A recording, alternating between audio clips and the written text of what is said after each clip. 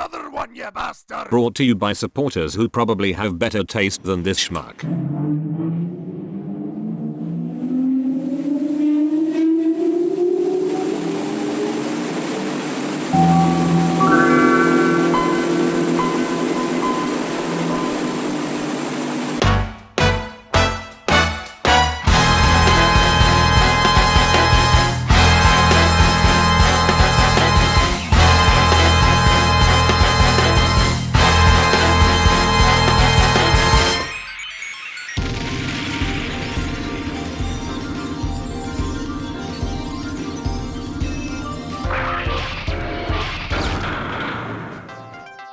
Third-party Legends never remains in a static position. Things always ebb and flow, with some companies taking center stage while others fall from grace. Sure, some companies win for a time, but as the ancient Time Lord proclaims, nobody wins for long. As such, let's go back a year to mid-2021. New Age is leading the charge with its constant output of top-tier figures, and although some releases allude to a dip in quality, they are poised to reassure everyone of their pedigree. Iron Factory enters a transitionary position, and nobody truly knows the future of the company. Some even argue this is still the case. And then we have Magic Square, whose output can be likened to an old lawnmower, failing to start over and over again. Fiddly releases like Cosmos, fiddly and ugly releases like Blue Streak, and horrendous releases like Megatron, it's getting old real fast. And yet, oddly enough, they still have their die-hard fans, showing fanatic devotion, the likes of which would make fans' toys blush. If the Guardians of the Fans Toys order can brainwash a tick into my speech pattern, I shudder to think what Magic Square obsessors can do. Regardless, things aren't looking good. For many people like myself, it's Magic Square's last chance to impress. This is where Menasor comes in. Announced around the time of the company's inception, many people assumed this would never see the light of day, perpetually trapped in production hell. Right off the bat, things weren't appearing promising. First, there was the designer, rumored to be the same person who tackled Unique Toys, Bruticus. A fitting choice, given Magic Square is essentially Unique Toys. But there was one small problem. People hated Unique Toys Bruticus. From what I can gather, complaints stemmed from a change in aesthetic halfway through the combiner, leading to a sort of mismatched look, and a somewhat antiquated form of engineering. On top of this, there was a lot of confusion surrounding how the combiner would be handled. The prototype seems to randomly flip-flop between aesthetics, and it wasn't clear if we'd be getting two versions of Motormaster to offer different homages. Well, I'm sure it was clear to anyone who could read Chinese, but most of the Western fanbase, myself included, cannot, and Magic Square doesn't exactly lay things out well for their Western fans like New Age does. And then there was the baggage from the previous releases. It was right after Megatron. Who can blame people for being concerned? Due to these factors, Magic Square was in a precarious position. They needed a hit, not just a regular solid release, but something bold that would blow expectations out of the water. All eyes were focused on this release. It all came down to a single moment. Greetings, Cybertronians. I'm Dr. Lockdown, and today's diagnosis commences a 4-part series. Welcome to Menasor.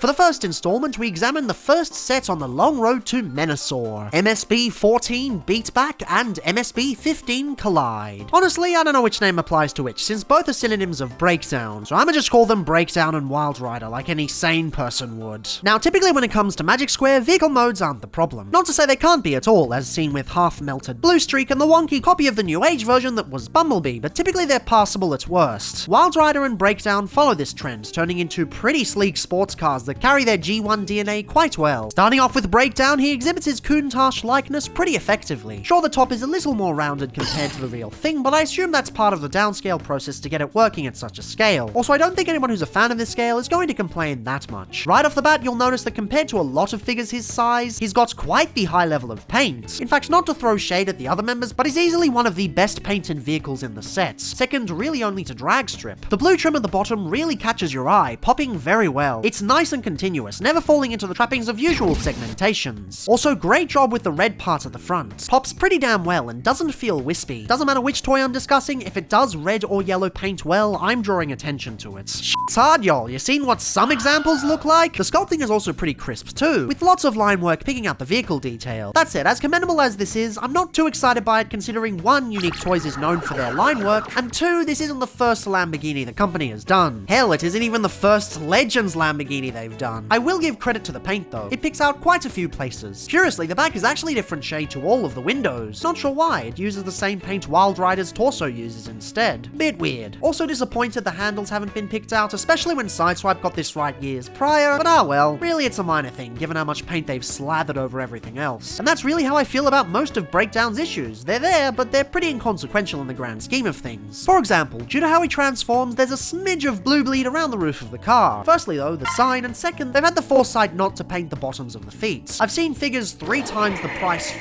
this up, even with worse colors too. So kudos to figuring this out properly from the get-go. I've also seen people lament the lack of paint on the headlights, and while it is a little sad, they've at least gone to the trouble of doing the taillights. And personally, I would have preferred they used the same black paint from the back for the windows as well, since I'm not the biggest fan of this gunmetal. I'd also prefer them to have gone with a more accurate shade of cream, one seen on both the Toon and Toy, since this off-white seems a little bit generic. Ultimately though, it doesn't really matter. It's a cool little Countach, coming in at a decent size and with wonderful rolling capabilities thanks to the use of pinned wheels. In fact, all of these figures roll well with their pinned wheels. Although I suppose that's not saying much given third party tends to use pinned wheels anyway. Guess I'm just getting used to the Hasbro stuff lately. Unfortunately, by comparison, Wildrider doesn't quite carry the same pedigree. He's still a pretty good figure no doubt, but there are definitely issues to see here. In car mode, despite using much of the same engineering as Breakdown, he feels a lot flatter. Examining him next to the original Toy and photos of the real Ferrari 308 GTB, you can see they f***ed with the proportions a bit. Perhaps it's for the combined proportions, or perhaps it's out of fear of angering Ferrari at some point. I mean, even Hasbro demonstrated that fear. They're willing to play chicken with Porsche, but when Dino comes along, they deviate hard from the source material. Although that said, they seem to have gotten a little bolder with the legacy version of Wildrider. It's ironically much closer proportionally than the supposed free of copyright third-party release, albeit with a lot of extra stylized detail to mask it up. This is actually why I prefer the legacy version over the Magic Square one, at least in this mode, alongside the luscious clear windows. But this isn't a review of Legacy many, so I should probably stop getting off topic. When it comes to this review's subject, I don't know, whatever the reason, it doesn't bother me that much. I'm not an accuracy nut, I'm just pointing out for those who might be. For me, it's just, this car doesn't look as good as Breakdown. Probably the weakest car of the set, although he does have his positives. The red windows pop hella hard, and the dark grey is incredibly rich. Lots of crisp details too. The line work doesn't appear in extremely high quantities, but it does its job pretty well. I'd even say better than Breakdown. They also went to the trouble of painting both the head and tail lights this time, in 3 different colors no less. Love to see it. Actually, come to think of it, maybe the reason Breakdown didn't have any was because it's on top of blue, and yellow is a notoriously hard color to do. Either way, it's definitely a plus over him. That said, one major issue ultimately makes me consider this inferior.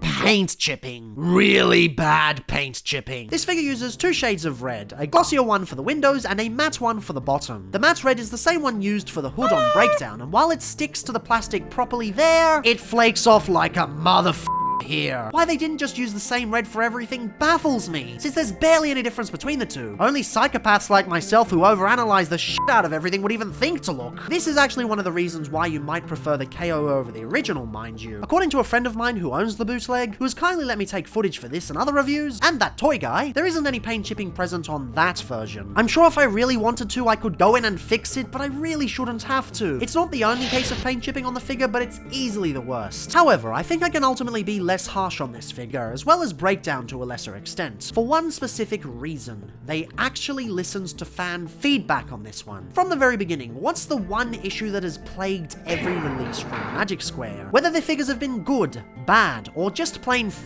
right off, what's the consistent factor that keeps them from being on the same level as other companies? It's simple.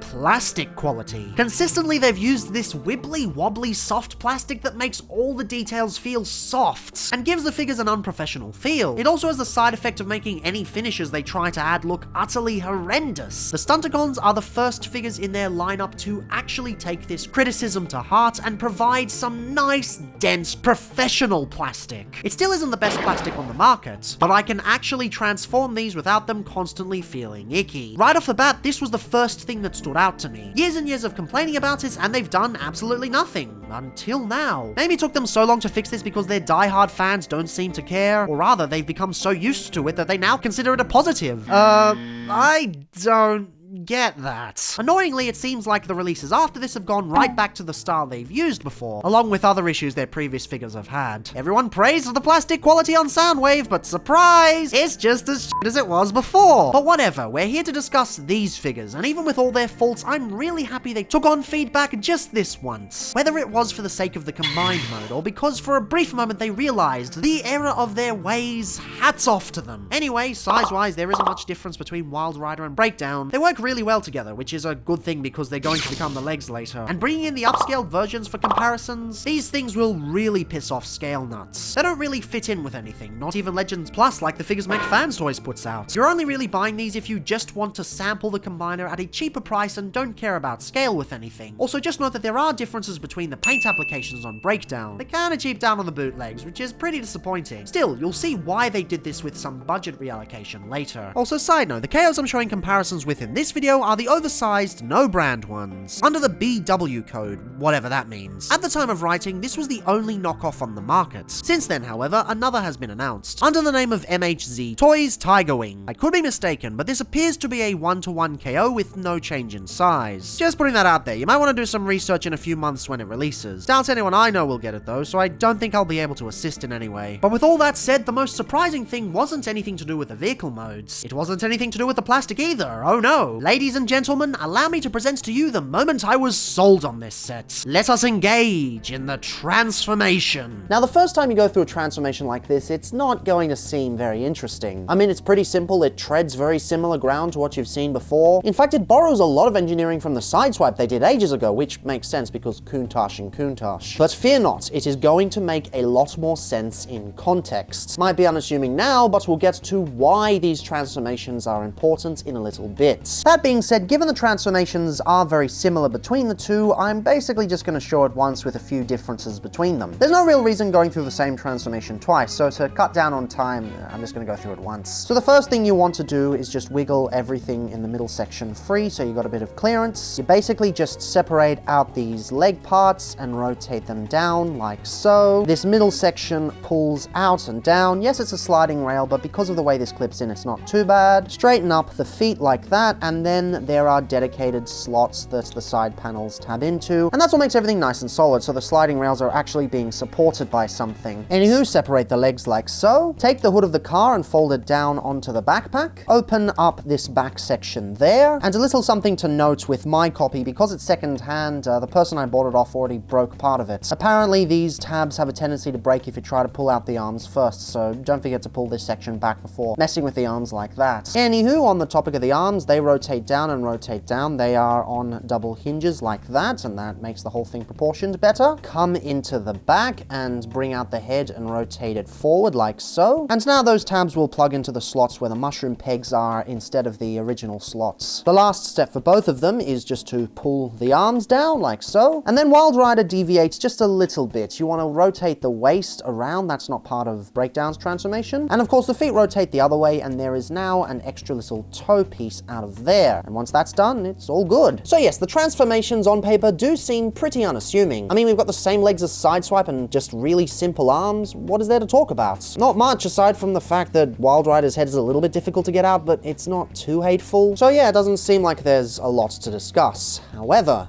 that is in a vacuum. To understand these conversions more clearly, we're going to have to examine these figures in the context of everything Magic Square have released. Sideswipe, solid start. Has its issues, but shows the company is capable. Magnus, honestly great aside from paint chipping issues. So far, my second favorite Magic Square release. Trailbreaker, pretty well engineered, but things are getting wibblier. Artfire, and by extension the other versions. Off the deep end at this point. F this thing. Cosmos, very wibbly and not fun to play with. Blue Streak, horrendous transformation and looks disgusting with its gloss finish. This thing. Huffer, surprisingly great. Sea Spray and Beachcomber, the latter is pretty good, but the former has the same wibbly transformation. Optimus Prime, alright, but way too complex for the size. Also, they tried to beat New Age to the market with the Magnus upgrade, and it turns out horribly. It makes no sense too, they already made a fantastic version. There was just no need for this to exist. Cyclonus, basically unfinished, not just in engineering, but also in alt mode. This thing. Blaster, alright, but really finicky for the size. Bumblebee, literally a worse version of the New Age one. Why would anyone want this? Oh, and also way too finicky for the size. Megatron, this thing. Anally. painfully, without consent or protection. See the problem here? Of the 14 molds I have sampled from them, at least leading up to the release of Menasor, 9 of them have had engineering issues of some sort. They started out really well, but over the course of 3 years, they have slowly but surely devolved into overcomplicated bullshit transformations, even on releases that can be considered good figures. As I have discussed in previous videos, this entire approach is antithetical to what Legends represents. Small figures designed primarily for play sessions. Accuracy doesn't necessarily correlate with bad transformations. New Age has delivered on both factors with every single release of theirs bar one. Hell, even Magic Square started out really good, so it is possible for them to do better. This release proves that they can rise above their idiotic engineering ideologies and deliver something truly inspiring. It's entirely possible it's just so the combined mode is lighter and consequently easier to pose. It's also possible it's because this is an older design, given it's been in production since the DX9 Unique Toys split. This thing has been in the oven for a damn long time. Whatever the case though, the engineering brought me right back to a better time when both competing companies had potential. The transformations on their own aren't anything beyond solid, but in the context of everything else, they are what I've wanted for a very long time. And the end results are ultimately pretty good too. Granted, when you're not trying to force in a Scramble City gimmick, these two are always pretty easy to design, but they've done a good job regardless. Starting off with Breakdown, he's looking damn snazzy. Once again, I would have liked to have seen him in his old custard looking colors, but for what we have, he's damn nice. First thing I noticed when seeing him initially was the head sculpt. It's actually good. Magic Square has always been hit or miss with their faces, so it's good to see something that actually looks, well, decent. Although perhaps that's a little excessive for praise, given traditionally Scramble City heads are pretty easy to do, given they're essentially based on what amounts to combiner ports. Look, yo, we're not here to peg your bald fat ass. Just give us our payment. You were gonna peg my ass as hard No as way, you possibly can. That's for you and your MILF to do. Oh man, think he wants to peg For the me. last time, I don't want to see your ass get Moving down to the chest, it's definitely pretty simple, but it gets the design across pretty well. The midriff section is a little bit thinner than the original, likely a mix of stylization, decisions, and sacrifices to make the combined pegs fit properly, but it's still pretty neat. The arms are fairly simple with minimal detail, but the leftover paint from the vehicle mode adds some nice breakup not present on the Sunbow model. Also on the topic, they've hilariously molded in the tiny rivets present on the original knees. It's something you'll likely never notice unless you're scrutinizing it. I wouldn't care if they left it off, to be honest, but I still find this hilariously charming. Kinda glad they fixed the proportions on the waist, though. No more diapers, thank you. Moving down to the legs, Christ, these go hard. They've engineered it so the car chassis slightly angles backwards, and created the perfect balance of integration and stylization. They've also taken the vent detail and added lovely 3D effects to it. This design builds exceptionally well off the Sunbow base, never being afraid to deviate to make the robot mode look more cohesive. You just know if this were one of their other standalone releases, they would have added a billion panels to cover things up. You really don't need it, you just need vision. This figure definitely has that. Also, the insides of the legs have extra black paint for no reason at all. F me, talk about unnecessary awesomeness. Wildrider has it too, but it really pops here especially. Ultimately, there isn't a single thing I can find fault with here. It's not the most amazing thing I've ever seen, but I just can't find anything to complain about. The backpack cleans up well, the bits all block themselves out well, the sculpt accentuates the posing so the dynamic poses actually feel dynamic. Looking at you, Legacy! There just isn't anything I can get angry at. Yes, spits aren't 100% accuracy, but 1, accuracy is an aesthetic choice, not a positive or a negative, and 2, hello overused editing assets. If you're the kind of person who considers lack of flaws the marker of a top tier figure, this may just be one of the best Legends figures on the market. Personally, I prefer a figure to go above and beyond in other areas, even if it means it'll have flaws in the end. But if that's the way you deal with figures, then this should be right up your alley. Even the articulation works flawlessly. At this size, there isn't really anything I would add. Waist and abs? Got everything you could want. Foot posability for dynamic posing? It's all there. I know some snarky little f*** will complain he doesn't have a butterfly joint, but at this size I don't really think it's possible. And another thing, you know how a lot of Magic Square's releases use those really awful pegs to allow rotation, meaning you can pull off and lose the head and wrists? Not a thing here. Fully engineered mushroom and ball joints. It's always been this easy, it's just that up until now this company has been stupid. Unfortunately, a bit of that stupidity creeps back in with Wildrider. Once again, he's by no means a bad figure, but there are definitely issues on show. Fortunately, most of the positives carry over too though. The head sculpt is also great, perhaps even better than Breakdown's. The backpack cleans up pretty well, at least better than the recently released Legacy version. Although to be fair, that figure is a different beast, having to fold up in a much more unique way. Also, most of the stock photos are lying, he can fold it up much more cleanly. But back to the Magic Square version, a lot of the paint has been allocated to the arms, going for the toon look. Love how these pop, and I love the extra mechanical details the elbows both have. And on the topic of hidden details, the knees repeat the same idea, harking back to the toon model. Again, and hilariously charming. Unfortunately, this is where we start getting into the weaker than Breakdown territory. This figure sadly just doesn't exude the same presence as his partner. For starters, the torso has had its proportions changed, most likely for the purpose of keeping the combined mode functional. I'm all for necessary changes with the size like this, but they haven't thought through how to mitigate the consequences. As a result of this change, more attention has been brought to the midriff, and it's boring as shit.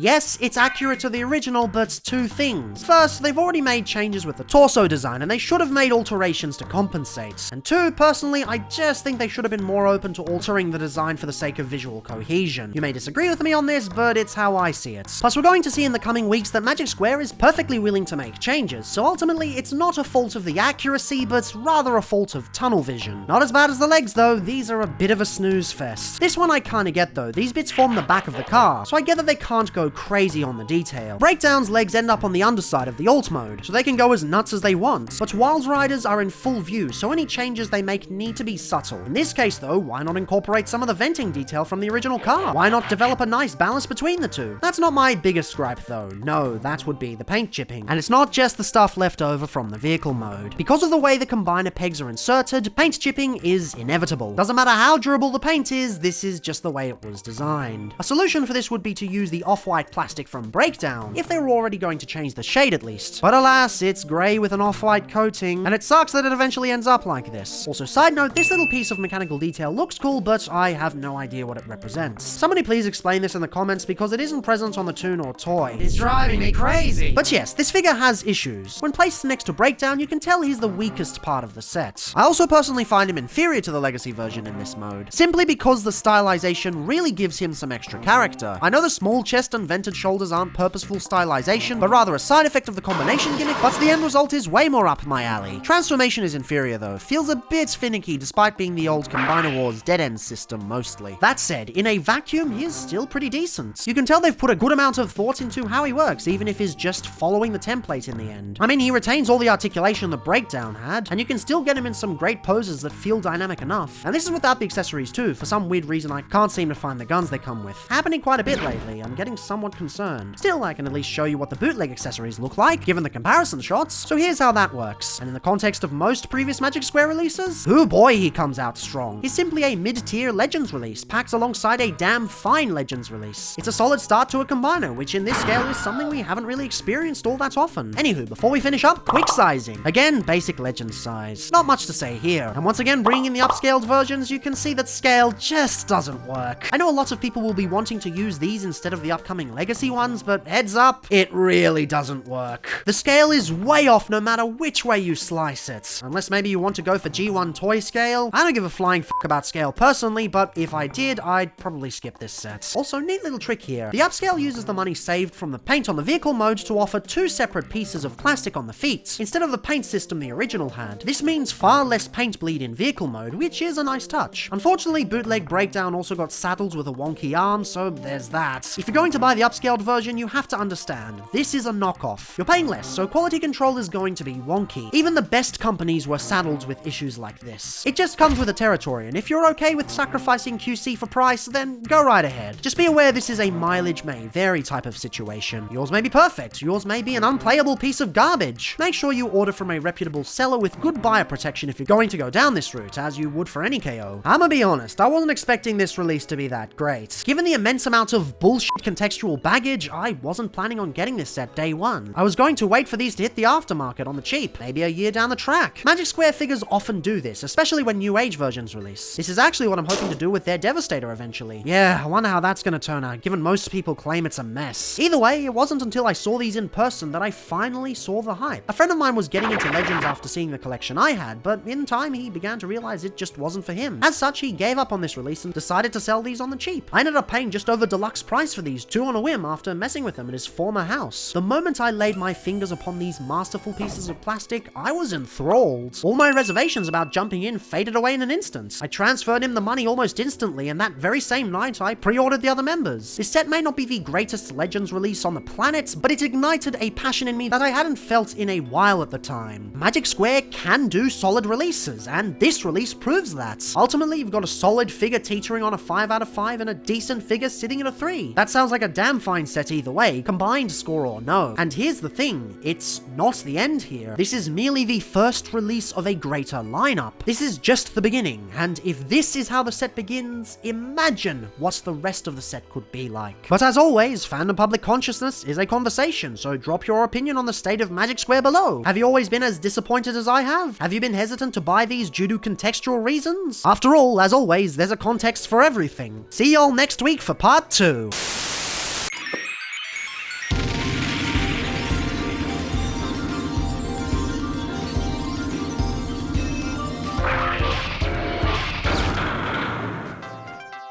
Often, when a new installment in anything releases, the previous entries form a context that shapes the views of the current entry. I adore Xenoblade 1. Always have. Favorite game of all time. Upon first playing Xenoblade 2, I was a little underwhelmed. Now I've gone back and played X, and I respect a lot more of what it did as a result. Or take the Transformers films, for instance. The Bumblebee movie on its own is just a solid film, but in the context of the other films, fans consider it a masterpiece. This sort of thing actually happened with Magic Square's lineup. Time and time again, they had put out subpar legend scale figures. And by the time Ragnar rolled around, it seemed like there was no end in sight. This is one of the reasons Breakdown and Wildrider were so well received. In comparison to all of that shit, it was less a breath of fresh air and more an air cannon filled with aphrodisiac. Thing is, the next set didn't really have that benefit. There were a few months between the releases of Set 1 and Set 2, and by that time, the hype was a bit different. It hadn't quite died down, but it definitely wasn't at the same levels as before. As such, there was kind of a lot more riding on Dragstrip and Dead End. They had to show the first two weren't just a fluke. And more importantly, they had to up the game in the engineering department. All eyes were locked on Magic Square. Could they deliver? Greetings, Cybertronians. I'm Drlockdown, and today's diagnosis continues this 4-part series. Welcome to Menasor Month.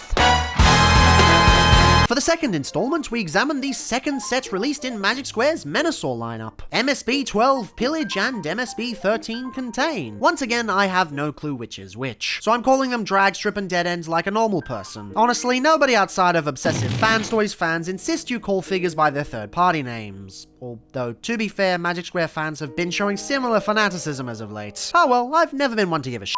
Let's hit it! Regardless of which scale you design for, Legbots are typically the easier figures to block out. They normally don't have to add any extra engineering under the hood, aside from a few rare cases. As long as they're the right height in vehicle mode, you can get away with a lot more. Conversely, Armbots have to shove in a whole extra elbow up their cloacas. Doing the whole split section can alleviate this, but typically that's how ARM Combiner engineering goes. This makes Legacy Mini kinda funny considering it's essentially the opposite situation, but you know what they say, exceptions make the rules. And although these two have the split gimmick, they also allow the normal system to work, so the rule most certainly applies to them. You wouldn't think it from a cursory glance though, because these two are pretty sexy. One thing that really surprised me is how well both of the alternate modes are captured. Despite the extra engineering put in, these two are much closer to the real vehicles than the leg counterparts. Take Dragstrip for instance. Putting him next to the Tyrell P34 shows a striking resemblance. The only real deviation is the size of the engine section to account for the ankle supports, but aside from that, it's pretty much on point. And hot damn, what a sexy alt mode it is. It's a long, flattened, downward sloped slab of racing glory, and it looks mighty fine in these colors. The paint detail on the front is absolutely insane, with 3 separate colors used in order to provide visual interest. Love the golden brown they chose here. It's very similar to the one the Legacy version uses, and both are a dead ringer for the Sunbow model. Now, as a quick heads up, if you're planning on getting the upscaled version, you sadly lose this. They swapped it out for this awful diarrhea shade. No idea why they made this change, I'm guessing it was probably cheaper to use. Either way, the OG has it better. Only thing I can really complain about here is the red. It probably could have used another coat because there's a bit of bleed happening from underneath. This is why I usually praise red when it's done well. What we're seeing here is the norm, and what I've usually pointed out is the exception. Still, that aside, they've done a bang-up job here. Also, dig how clean the seating area is. Might seem like a no-brainer, but don't forget Hasbro decided to plonk the whole ass head in here. Yes, I know it's meant to represent a seat, but it doesn't do it very well. And taking it further back, hot damn, that's one sexy engine block. As mentioned earlier, it is a heavy departure from the original to account for the robot mode stability. It doesn't just increase in size too, it also becomes much flatter. Personally though, I kinda like it. I like how pronounced it is, and how the paint picks out the extra details. It kinda gives this a cartoony aesthetic, and not in the sense of the Sunbow model. It makes the design look like an 80s animator did a Sakuga-filled racing scene before the 2000s hit and all the cars turned into CG. Now, I've seen complaints about the solidity of this section, and they are kind of valid. A lot of people have trouble getting this to lock into place, both on the original and the bootleg version. Toy Guy flat out couldn't get it to stay together on his. Although on the knockoff copy I've handled, I had no such issue. Most of my issues stemmed from how tight the leg sections were, but that's typical KOQC nonsense, and is to be expected if you're used to buying unofficial versions. As for my copy, it was a smidge difficult at first, but over time it loosened up. These days it's pretty easy, but your mileage may vary on this one, regardless of which version you get. And moving to the very back, I love how they've molded in exhaust ports here. They're not painted, but it's pretty cool that they're here to begin with. It's a detail they could have gone without. The legacy version certainly didn't bother, but hey, it's here and it's neat. Taking a step back, this figure is pretty neat overall. There are flaws with it to be sure, such as the ones I've mentioned already. Also, the wheels don't tab in, they just rely on friction to stay in place. It's a real shame these aren't given extra stability. He rolls great otherwise, but aside from that, it's a solid little race car. I mean, I could complain about the struts on the front that allow the shoulders to transform properly, but come on, look at the size of it, man. What are you gonna do? That said, I ultimately think I prefer the design on the legacy one, even with the open head seats. I've always been a sucker for mechanical detail, and post-war for Cybertron figures have always delivered that in spades. But hey, it's still a great alt mode, not much I can complain about. And Dead End carries that pedigree too, once again coming in with a vehicle mode that's damn close to the original. Like, you take a look at photographs of the real thing, and yep, that's definitely a Porsche. No, Dad! Oh, you gotta be kidding me. Getting a Porsche. The paint and mechanical detail are definitely a lot more minimalist. In fact, he probably has the least amount of detail from the whole lineup. Doesn't matter though, this alt mode still brings the pain. Love how they painted everything at both the front and the back. It's only 2 shades, but honestly, that's all you need. No lights are missed at any of the angles, and I love it. The subtle slope towards the front hits just right. Not too flat and not too curved. Same with the back windows, it's got that perfect roundness. And hey, the exhaust pipes return. Once again, something that was wholly unnecessary, but very much appreciated. And on top of that, this alt mode even has accessories. Controversial accessories. These two are spoiler pieces, and they plug in nicely and solidly into the back here. This adds some much needed breakup for the latter half, and although it sadly takes attention away from the wonderfully painted taillight section, I think it makes the alt mode better overall. There's just one problem. You can't transform with these on. They store in the same place they'd normally be in robot mode, but there just isn't enough clearance to keep these on without stressing the plastic. And to be honest, I'd rather not do that. As such, people have taken to call out this blatant use of parts forming, and I get it. The original toy and toon both had the spoiler. Here's the thing though, the original car both did and didn't, depending on which model you got. There's nothing stopping you from just leaving these off to the side and not using them at all. Sure, I would have much preferred the way Breakdown did it with his segmented molding trick, but I'm not sure that would have worked with the way the legs transform anyway, which to be honest I think is an okay trade-off. Plus it's hardly as heinous as something along the lines of Review 114, so personally I feel this is an unfortunate caveat, but not something that pisses me off too much. Not like the paint chipping. The windows by far are the worst paint chippage on the entire set. At least Wildriders is close to the ground and can be easily ignored, or I suppose it's a little bit easier to ignore. This is in plain view. It's even worse when you realize the bootleg doesn't have this issue. And no, it's not just the copy I handled. I confirmed with Toy Guy that his copy had no chipping either. It's only a thing on the official version. That said, don't let that be the main reason for going for the bootleg, because there are other issues that we'll get to. It's a real shame, because otherwise this is a damn nice Legends alt mode. This floor takes a top tier Porsche and turns it into just a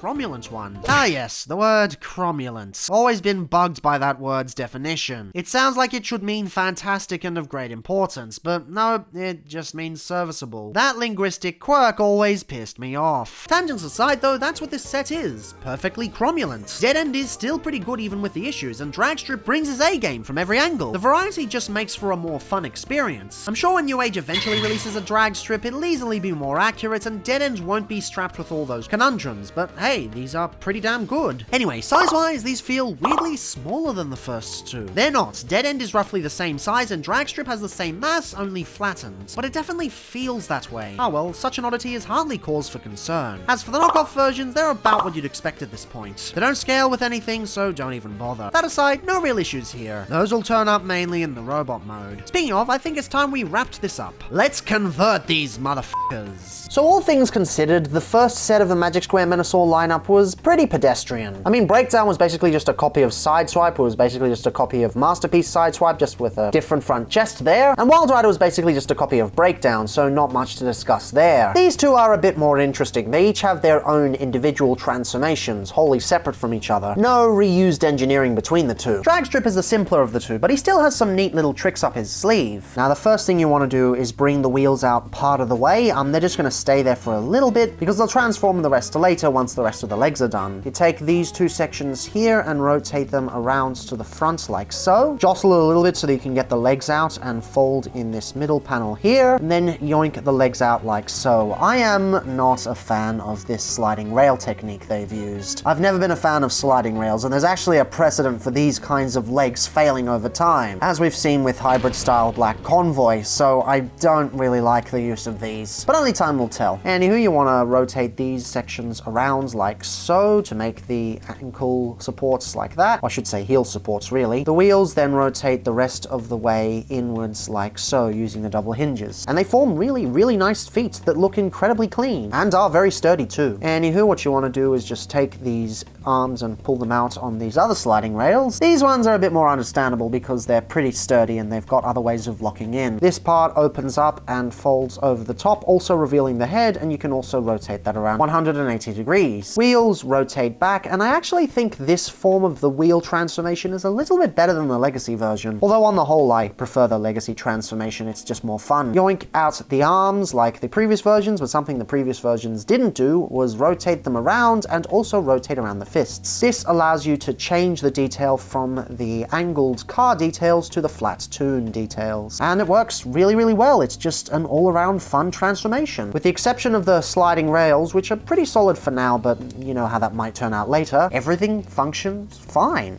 It's great. Now, Dead End is a lot more controversial. People hate this transformation. They say it's overcomplicated and has no place in the Legend scale. Well, we've dealt with Magic Square overcomplicated transformations on the channel before, and let me tell you, that just ain't it. This is actually really clever and really fun. Sure, it's not accurate, but I really like what they've done here. First thing you want to do is bring this section down like that and lock it into place there. Then what you want to do is bring these sections down halfway, or more than halfway, just not all the way, that's the main point. Jostle the back section loose a little bit. These sections will then open up and give enough clearance to the back. The back pieces then use the double hinge to go back, and then you can sort of separate and start transforming them with this wheel part going all the way, that clicking into there, and then the top section and the foot just rotating around and clipping into place just like with Sideswipe and Wildrider. At first, it seems really, really weird and confusing, but once you get the hang of it, it's really clever and really fun. Like, look at that. Look at how satisfying that is. Look at how the legs rearrange themselves. That is top tier engineering, and I do not get why anyone hates that, but to each their own, I suppose. Anywho, the rest is fairly simple in comparison. This just has a double hinge that goes back like that. The arms then use their double hinges to rotate around like so. I'm not the biggest fan of these, but they work fine enough. And then the newly revealed tabs plug into there, like that. Head rotates around, and arms yoink out like so, like every other robot or every other car in the set, and the wrists rotate around 180 degrees. And the reason the wrists rotate and don't just stay in place is so that the back parts have enough clearance there. If they're left as is, they just don't work. The whole thing doesn't hold together. The car bulges out and it doesn't look very good and puts stress on the plastic. But other than that, damn, that is a fine transformation. Really, really clever. Again, not accurate when it comes to the legs, but very much worth it and very much appreciated. So yeah, Magic Square needed to up their game and give us new and unique and interesting transformations, and well, they just did that. Less so with Dragstrip, but they did it enough, and very much so with Dead End. They still aren't my favorite transformations of the group, and you'll come to see which one is in the future, but they do what Magic Square set out to do, and they show that Magic Square can do fun and creative transformations, instead of something that looks like the dog's breakfast. I keep saying, the other transformations don't have to be bad. We have proof right here that they don't, but Magic Square just f***s off with that.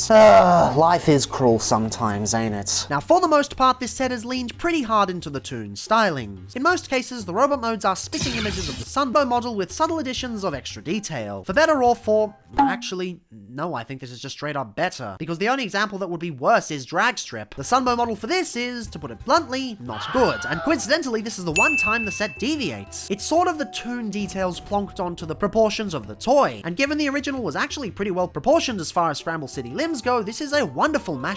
This is one lean leaning into the lanky aesthetic to emphasize his slickness. Way better than old Dumpy Meister over here. Sometimes Sunbow designs are pretty cool, other times they're this. The head sculpt is sharp as shit, easily taking the crown for the best head sculpt in the set. It's a bit more neon and metallic than the screen model, but it's incredibly well sculpted and proportioned. Love the metallic purple they've used too. Oddly enough, it's not used anywhere else in the set, not even in the combined mode. Don't know where they could have put it, but it's a missed opportunity if you ask me. One thing I also adore is the cut of the back of the head. Because they don't have to fold up like the previous two, they've been able to drill in an opening at the back, allowing the head to look up if you so desire. Not part of the transformation, mind you, purely for articulation. That's pretty awesome. The chest is pretty neat too, taking the toon mechanical detail and plastering it all over the toy proportions. Interestingly, this is the exact opposite approach of what the Legacy version does, which is yoink the toy style engine and place it inside the toon style's proportions. In fact, that's the main engineering philosophical difference between these two. And to be honest, as cool as the Magic Square one is, I think Hasbro wins out in the end. Not just with the proportions either, there's a subtle simplicity and maturity in the transformation that just tickles my neurons, even overriding my complaints about the lack of paint. Also, side note, the reason the other cars aren't getting comparisons is because I don't own them. Might seem inconsequential now, but someone is going to ask when watching this in the future. They just aren't out at the time of recording. But taking it back to the design of the chest we're supposed to be reviewing, interestingly, the torso is actually quite wide. It's only the prominent cockpit section that creates the illusion of slenderness, and it works really well. Doesn't come across as much on camera due to lighting differences, but in person he feels a lot slimmer than he actually is. Also doesn't work as well on the larger version, just as a heads up. Although the camera makes it seem like the opposite. Still hate the shade of brown they used on the KO. Just... why? The arms are pretty stock standard, with not much to discuss. I really like the way the wheels work, but other than that, there's not much to talk about here. The legs are kinda cool too, although I feel they could go a little harder than they currently do. Due to how he pegs into the combined mode, the knee pads have become a lot less pronounced from the Sunbow model. I get it, but it's still disappointing. He's also lacking quite a bit of detail below the knees. After seeing the subtle mechanical detail added on the previous two, and eventually seeing how amazing Dead Ends turned out, this seems pretty underdone. Oh well, at least you get the side blocks, which works as a nice reuse of vehicle kibble. Oddly enough, these come off, I suppose, to give him a cleaner look. Looks wrong to me though, so I don't bother. Also, the KO comes with spares in case you lose them, when they could have just glued it on instead.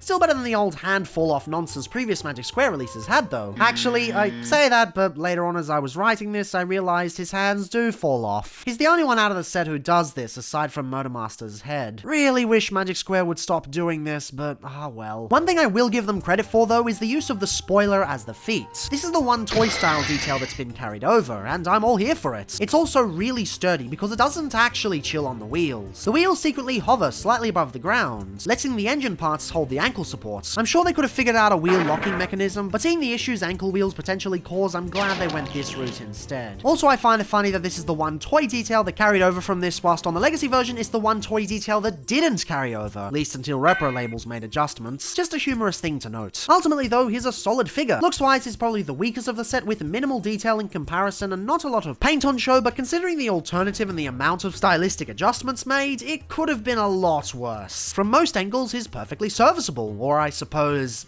cromulent.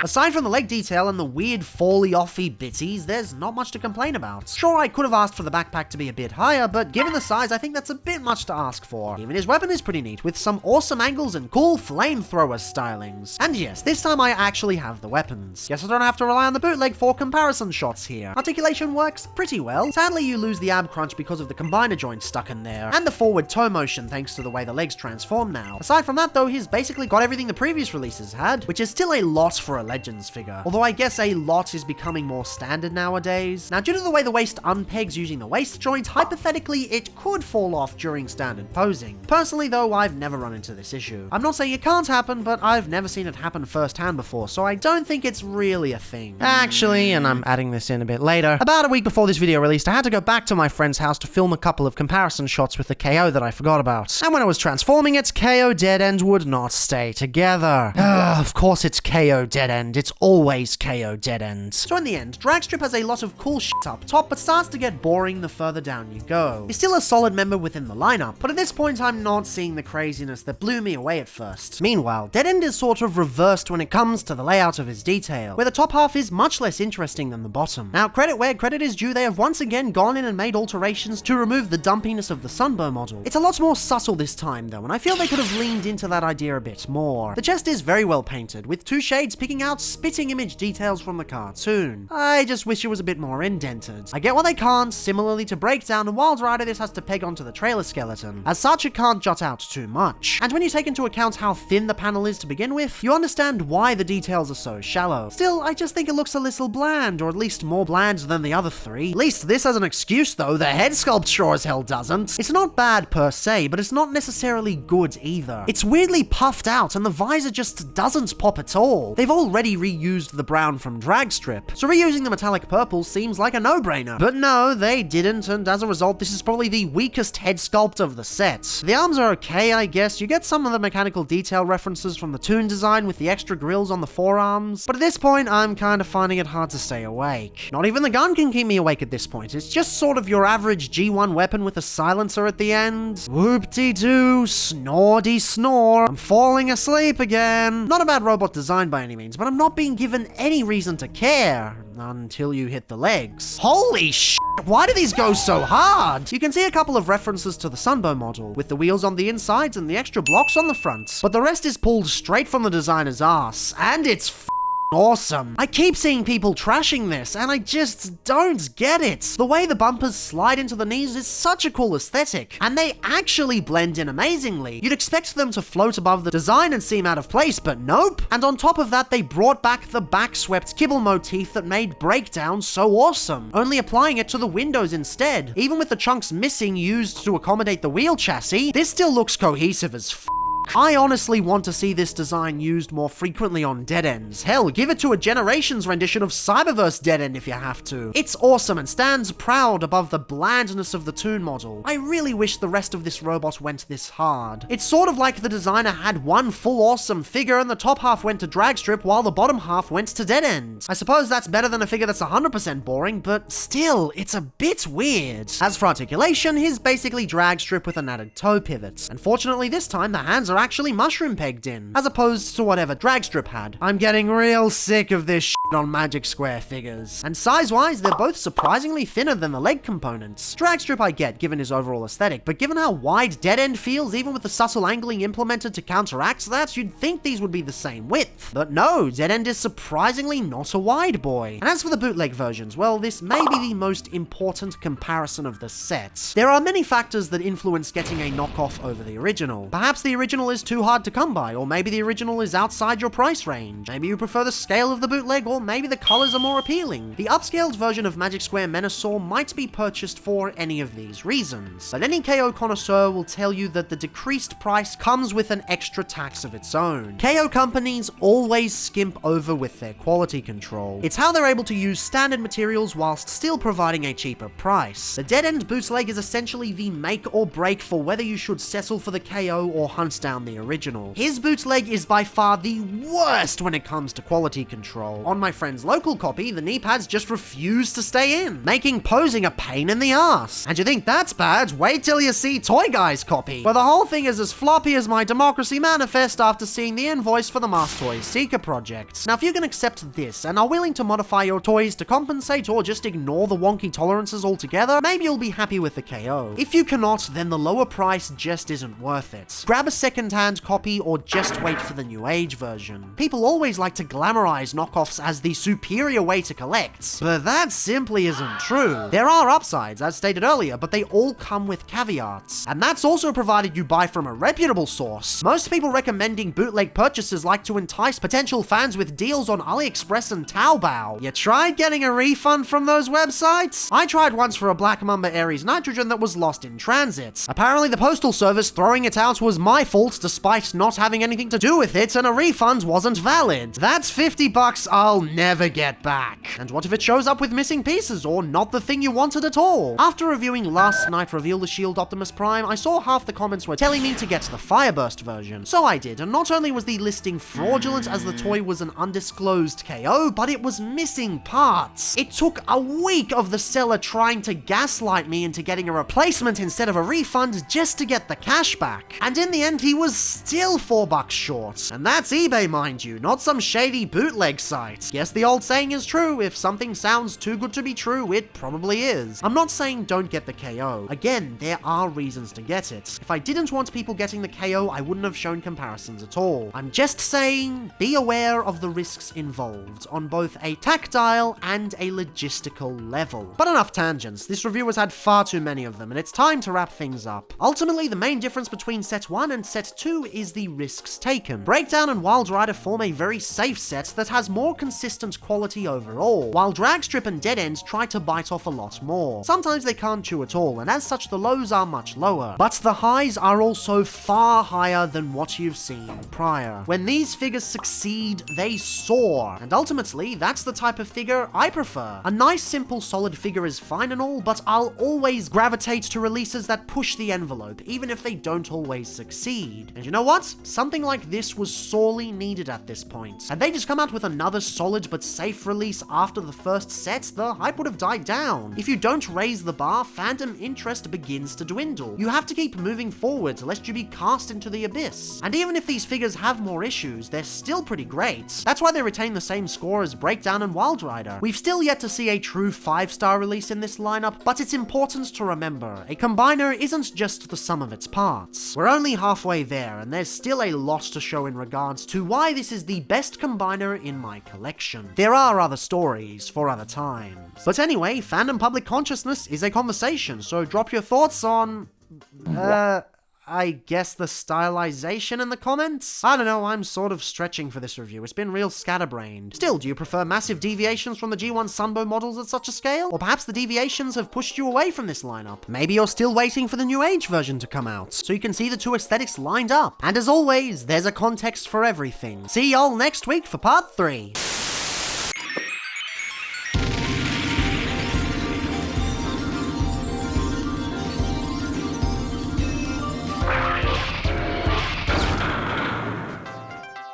Everyone appreciates their Transformers collection differently. The most common form of appreciation is through the use of display. To see all of one's figures on a shelf and admire them in a complete form is something only collectors truly understand, even if some people appreciate their collections in different ways. This is so unsexy! Others engage in customization. Each toy isn't just a toy, but rather a potential project. Often they'll end up selling them off after to recoup the costs, because the process itself is more engaging than the finished result. And some people just enjoy flipping things back and forth. For certain collectors, there's no rhyme or reason. It's just about the conversion process. That process is partially how I do things, but the review process is also a huge factor as well. By reviewing toys, I engage in the broader context. I examine why certain things are the way they are, and it allows me to appreciate other toys as well through size comparison shots and whatever the f*** I decide to do on any given day. Sometimes the process of research and review can change my perspective on a figure as well. Occasionally, I might not feel super strongly about a figure, but after taking a closer look, the balance shifts in one direction or the other. Typically, it's down the negative route, as seen with Legacy RC, or going further back, Collaborative Maverick. Shitty toy for a subpar movie only greenlit to provide propaganda for the American military. Who'da thunk it? In that context, it makes painful sense why that figure got reissued with fewer accessories and zero deco changes. However, sometimes it goes in the opposite direction. Occasionally, I'll be somewhat indifferent to a figure, but after doing extra research and correcting a few transformation errors, I'll come to realize the secret brilliance within. Greetings, Cybertronians, I'm Drlockdown, and today's diagnosis continues this 4-part series. Welcome to Menasor Month. For the third installment, we examine the third release in Magic Square's Menasor lineup, MSB 11 Overlord. At least this time the 3P name is actually obvious, but whatever, we still calling him Motormaster. Also, I'm realizing the numbering has actually been backwards in the review order, but in my defense, this is the order they released in. Weird, but ultimately inconsequential. Now, one constant with the vehicle modes of this set is that they've all been as accurate to the real-world vehicles as physically possible. Sometimes the proportions get f***ed due to negligence or engineering limitations, but the attempt has always been clear as day. Motormaster takes a hard left turn from this, because this isn't accurate to anything. It isn't accurate to the toon, the toy, or the original vehicle. It's clearly G1 Motormaster, no doubt about it, but it's far less accurate than the previous members of this set. It's actually kind of interesting to see that the Legacy version is closer, given the different release practices, although that version is only slightly more accurate to the real vehicle, and not the toy or toon themselves. And even then, it's only a little bit. Still very stylized. As the last of the three to release, I can see hardcore accuracy fans getting somewhat annoyed at this. Personally though, I never really cared for accuracy. The main reason I discuss it is because I like to dissect why something looks good or bad, and because I know a good chunk of my audience is into this sort of thing. Of course, due to the difference in design philosophy here, discussing how it turned out becomes a more generalized affair than a laser-focused one. And in terms of overall aesthetic, this is still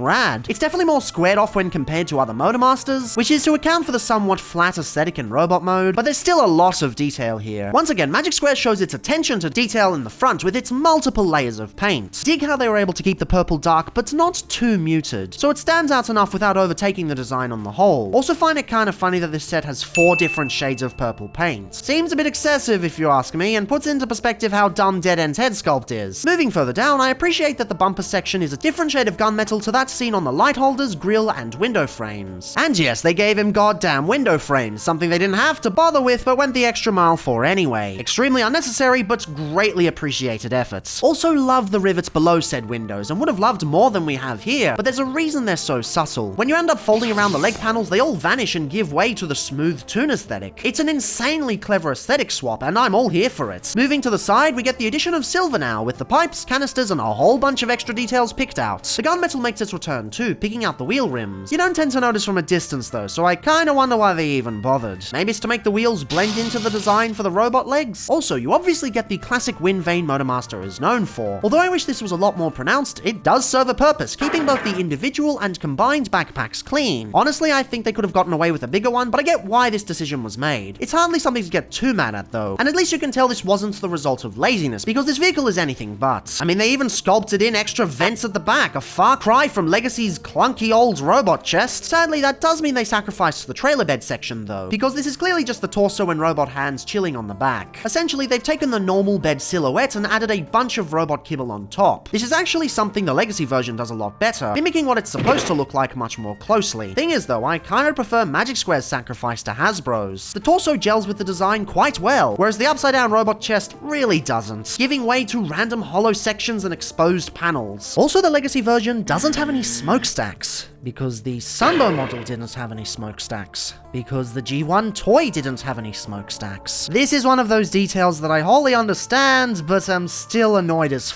by. At least the Legacy Blitzwing's nose cone is charming in its own way, this flat out isn't. It's just stupid. Thank you commenters for pointing that out. I can never unsee it now, and I'll have to go and buy and upgrade kits from somewhere before I go insane. I get it, Legacy's torso mode goes through a much more intense transformation in comparison to Magic Square's before time began there was the cube. We're also dealing with a $150 retail Commander class figure with extra trailer gimmicks compared to a $200 third-party Legends figure with no gimmicks at all. But still, this is hardly something to get angry about. If I can write this off as acceptable, I can do the same for this also. Plus, they're both going to be covered up by the trailer anyway, so who cares? Speaking of, the trailer is pretty much the main accessory that comes with this mode. The connection is pretty loose, but given the main point of contact is the chest, I get that anything more comprehensive would have f***ed with the torso detail. Personally, I think this is pretty neat. You get the awesome segmented purple stripe the design is known for in a completely unique shade, as mentioned earlier. There's also a dedicated spot for the con symbol, using existing hinges as a point of interest. Clever usage. There's also a ton of rivets and panel lines that manage to come across pretty well, even with the massive amount of transformation joints. And yes, you can easily tell this thing splits into a billion pieces and forms the skeleton of Menasor, but it still works damn well. As for the controversy surrounding this form of combiner,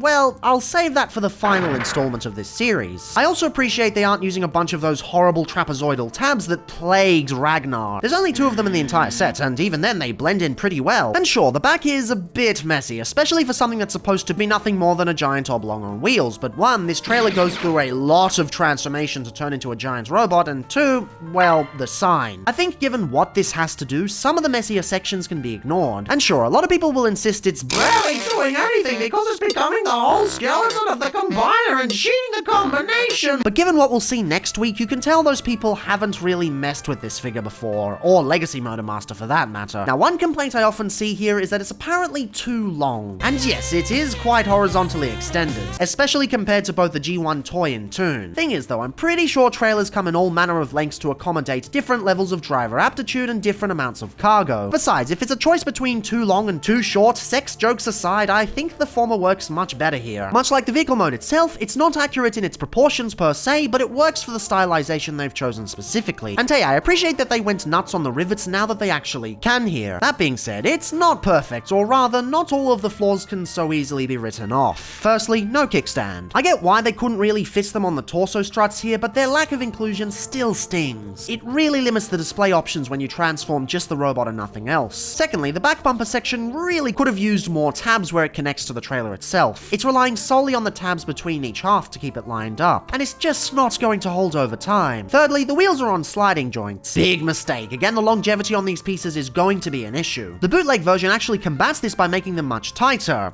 and it makes the transformation to combined mode a pain in the ass as a result. It's really sad after getting Masterpiece Gut-Eye Shulky as well, because his back wheels have a sliding mechanism that uses a proper locking system. There's a lot of similarities between the way these two transform, and it goes to show it could have been done, but Magic Square chose not to. Kinda unfortunate. Fourthly, no accessory storage. The swords and guns I'm fine with. The trailer already does a lot between modes. Can't say the same for these 2 panels though. These form either the shoulder stacks or the extra bits on the arms. Given they're an integral part of the combiner, some form of storage should have been included, even if they were just on the back. And finally, and this is what annoys me the most, no base mode. Motormaster was one of my first G1 toys from when I got back into collecting. The base modes are one of the best parts of the Scramble City torso experience, and if you're going to separate the trailer from the rest of the body anyway, a base mode is a must. I've tried coming up with fan modes, but none of them really seem to work. The engineering is tailor-made for the combined mode, and given the amount of options said combined mode gives you, seeing the effort other aspects get, the lack here is a grave oversight. But regardless of the issues on show, this is still a killer alt mode. Stylized or no, it's unmistakably Motormaster, bringing across all the ferocity you could want. And when you take into account the size, the expensive price tag starts to make a little more sense. Not enough to justify the purchase just yet, but don't worry, we'll get to that eventually. Either way, yes, there's a lot more this alt mode could have done, but it's already doing a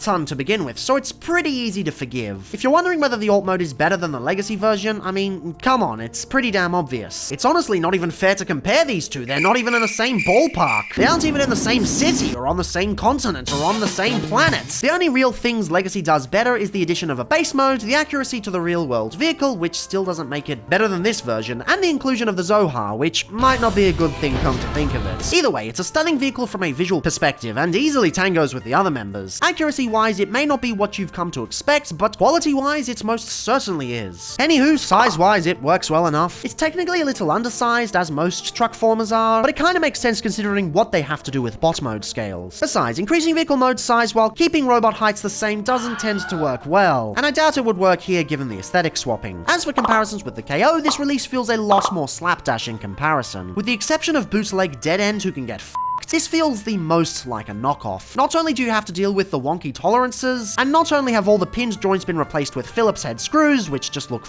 ugly. Sorry customizers, but in this particular instance where the original mold wasn't designed for it, they just do. But there is so much goddamn mold flash on this thing. It's even on the wheels, which is absolutely unacceptable in my book. Still, there is one improvement. The silver is much more shiny, although sadly the camera doesn't pick it up that well. I don't think that's enough of a reason to get the unofficial version though, especially given the changes made to the combined mode. Ah well, no difference to me. I don't own the bootleg, I'm just comparing for your benefits. And for my benefits, I think it's time to move on. Conversion time! So when it comes to the individual Magic Square vehicle to robot transformations, I really thought this was just going to be more of the same. I expected Motormaster to just be an average transformation because I genuinely thought Dead End was the best it had to offer. Turns out I was dead wrong. This transformation is god tier. It does things that I have never seen on any Legends Transformer since, and I really wish Magic Square would do more stuff like this. So the first thing you want to do is untab these panels from the sides here, which will give us some clearance for later. And we can also take this top section off like so, which will unlock the entire torso section. As for said torso section, it essentially swaps out the wheels for the arms. So what you want to do is unpeg these sections like that, come around to the back and separate the arms like so. These rotate outwards and around the backpack like that. What you want to do is take these modules and rotate them in and rotate them in and rotate at 180 degrees like so, and like so. Head rotates up and the wheel bits rotate inward. This section is on a separate rotation to everything else, and you can also bring in the panels, or I suppose the tabs there. And then you've got 2 slots there and 2 tabs here, and the whole thing's supposed to click together. And this is really the only frustrating part of the transformation, because getting everything lined up in there is a bit of a pain. There should have been a better way to do that, with these also tabbing into the chest. But as it stands, it's not hateful. Anyway, you bring the arms back like that, and of course the head down. Rotate the arms into place like so, and they sort of bend outwards like that. You get this panel all the way up, and then this panel rotates separately into that, which covers up the hollowness. You can see it covers it up there, and rotate the wrist into place. It's a very simple but very effective little panel folding technique, and another thing I'd like to see more often on other Transformers. That's basically this entire figure. It does great stuff that just is so underutilized in the space. Anyway, you then take this hinge and rotate it around, and that clips into the legs. So now you got the legs, yay. You need to separate them to transform them. You bring this foot section out and use the double hinge to get the fake foot out. Come around to the wheel and rotate it around 180 degrees so that it's not touching the ground. You take this panel and rotate it in on itself to switch it from the front of the truck to the fake windows. This rotates back into place, and then to lock it into place, this back panel will now close all the way to the back instead of just to the side, and you bring the canister around like that. This transformation is genius, and I really wish the Legacy version took more ideas from it. The way the Legacy version transforms just feels unfinished in comparison, and it's really frustrating. I look at what a Legends figure is able to do, and I'm just a bit disappointed in the end, because this is amazing. Anyway, last but not least, you collapse the torso into itself with the double hinge and rotate the head around 180 degrees, and we are done. So yeah, I don't know what to tell you, man. It's just a truly awe-inspiring transformation. It's got a lot of the same ideas as other Magic Square releases, but they don't add too many of them. It doesn't feel like an overcomplicated figure. Doesn't necessarily feel like a new age one because the engineering is very different, but it does feel like the best that Magic Square can do. It might just be one of the best Legends transformations I've come across. It's just that clever. And you can kind of see why this set is so expensive. I mean, yes, we have the combined mode with all of its stuff anyway, but with this transformation, they've also spared no expense. It's also brilliant. I know what to say, man. This is some good shit. Now, before we jump into gushing about how awesome this robot mode is, I need to dispel some of the baggage this figure is saddled with. Motormaster bears the brunt of the combiner complaints, and this is due to 3 main reasons. First, only the cab transforms and not the whole trailer. This is wholly inaccurate to both the G1 cartoon and toy. Secondly, the trailer essentially forms the skeleton of the combined mode, even more so than the Legacy version. A lot of people dislike this. They consider it cheating and not a real combiner. Finally, the price. As mentioned earlier, this set costs 200 Aussie dollary dues. That's a lot of money, especially for a Legends figure. When actually broken down, it's not too crazy. The complete price is $360. That seems like a lot, but you can see the progression of third-party Legends combiners as engineering becomes more complex and mature. However, it's somewhat difficult to truly break down the price without examining the combined mode, so we'll have to put a pin in that for now. It's also really difficult to break down the skeleton arguments too, so for now let's just focus on the separated trailer situation. It all really comes down to scale. If you're going for toy scale, Motormaster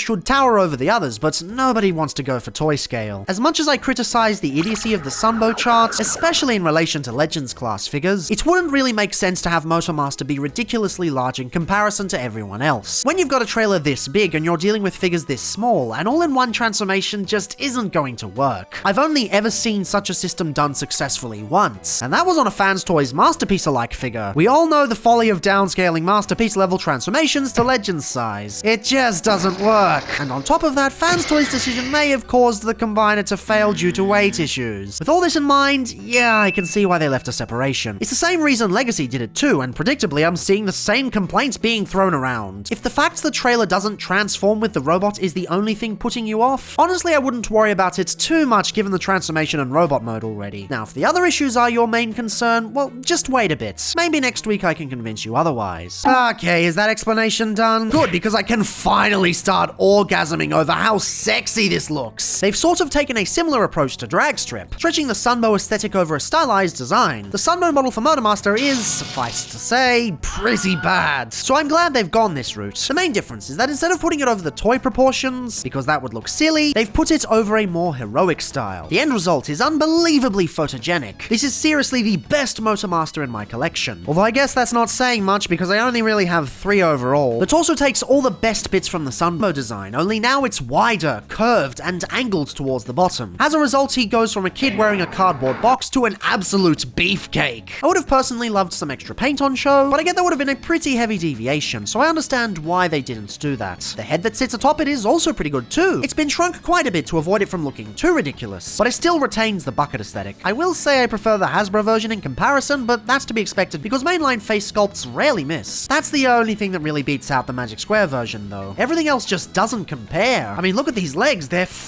gorgeous. They've brought back all the best bits from the animation model whilst ditching the worst parts, such as those awful sticky outy bits. Ew, no thank you. Go back to the same hole that I shoved the word cromulence into. This is where we see the aesthetic swapping. Most of the rivets and other forms of mechanical details have been hidden away. The front grille is now inside the legs, and the side details fold away onto the backs. It's a marvelous way of doing things. They also, for no reason at all, busted out the awesome inner leg detail that hasn't been seen since the first episode in this series. Super stoked to see its return here, even if its inclusion is wholly unnecessary. Also adore the use of the faux cab pieces on the feet. I was actually a bit worried these wouldn't make the final cut, since the prototype photos were a little confusing. Some had normal feet whilst others had these. Really glad we got this style in the end. I know a lot of people find this stupid, but I find that stupidity endlessly endearing. And hey, if you so desire, you can leave the truck cab as is. It negates the ankle tilt, but it's an option. Not sure why you would though. Honestly, I really wish the Legacy version looked this good. It just ends up feeling half-assed in comparison. And I know it's a mainline release limited by budgets and all that, but seeing how far they went with Rodimus, I wish they pulled out the big guns again. Also, quick thing about the ankles. Although this guy stands really well, if you ever find yourself needing more support, the canisters can move with the ankle tilts. It's completely optional, but I love that it's an unintentional feature. Even the arms turned out well here. All of the toon details are present and accounted for, albeit with a more angular look. They even mimics the extra circle with the transformation pin. That's actually hilarious. Again, I would have loved some extra paint, but I get that would have been controversial. And bringing it around the back, Christ, even the backpack is as clean as a whistle. Once again, I wouldn't have minded a bigger backpack to facilitate a more pronounced wind vein, but either way, this is quite the engineering feat, especially given what he has to do to fit in the combined mode. And the articulation. Jesus Christ, the articulation. It's all here. Wrists, ankles, waists, ab crunches, double elbows, double knees, butterfly joints.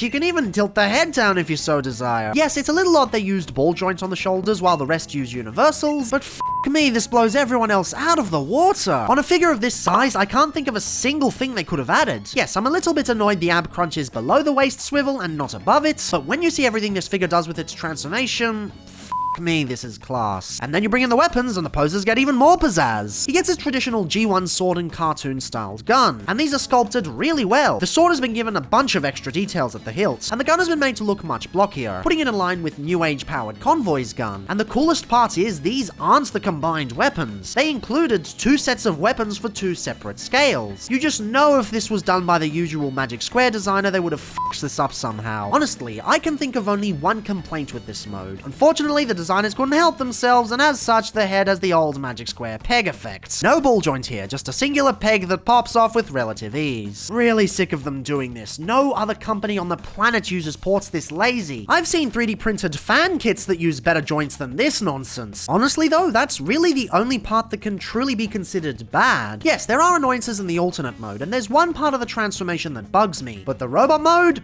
Nothing. And not only does it just not have flaws, but it also rises to the call of duty and takes risks that pay off. It's a truly inspired figure that I just can't get enough of. It's probably one of the best standalone Legends figures in my collection.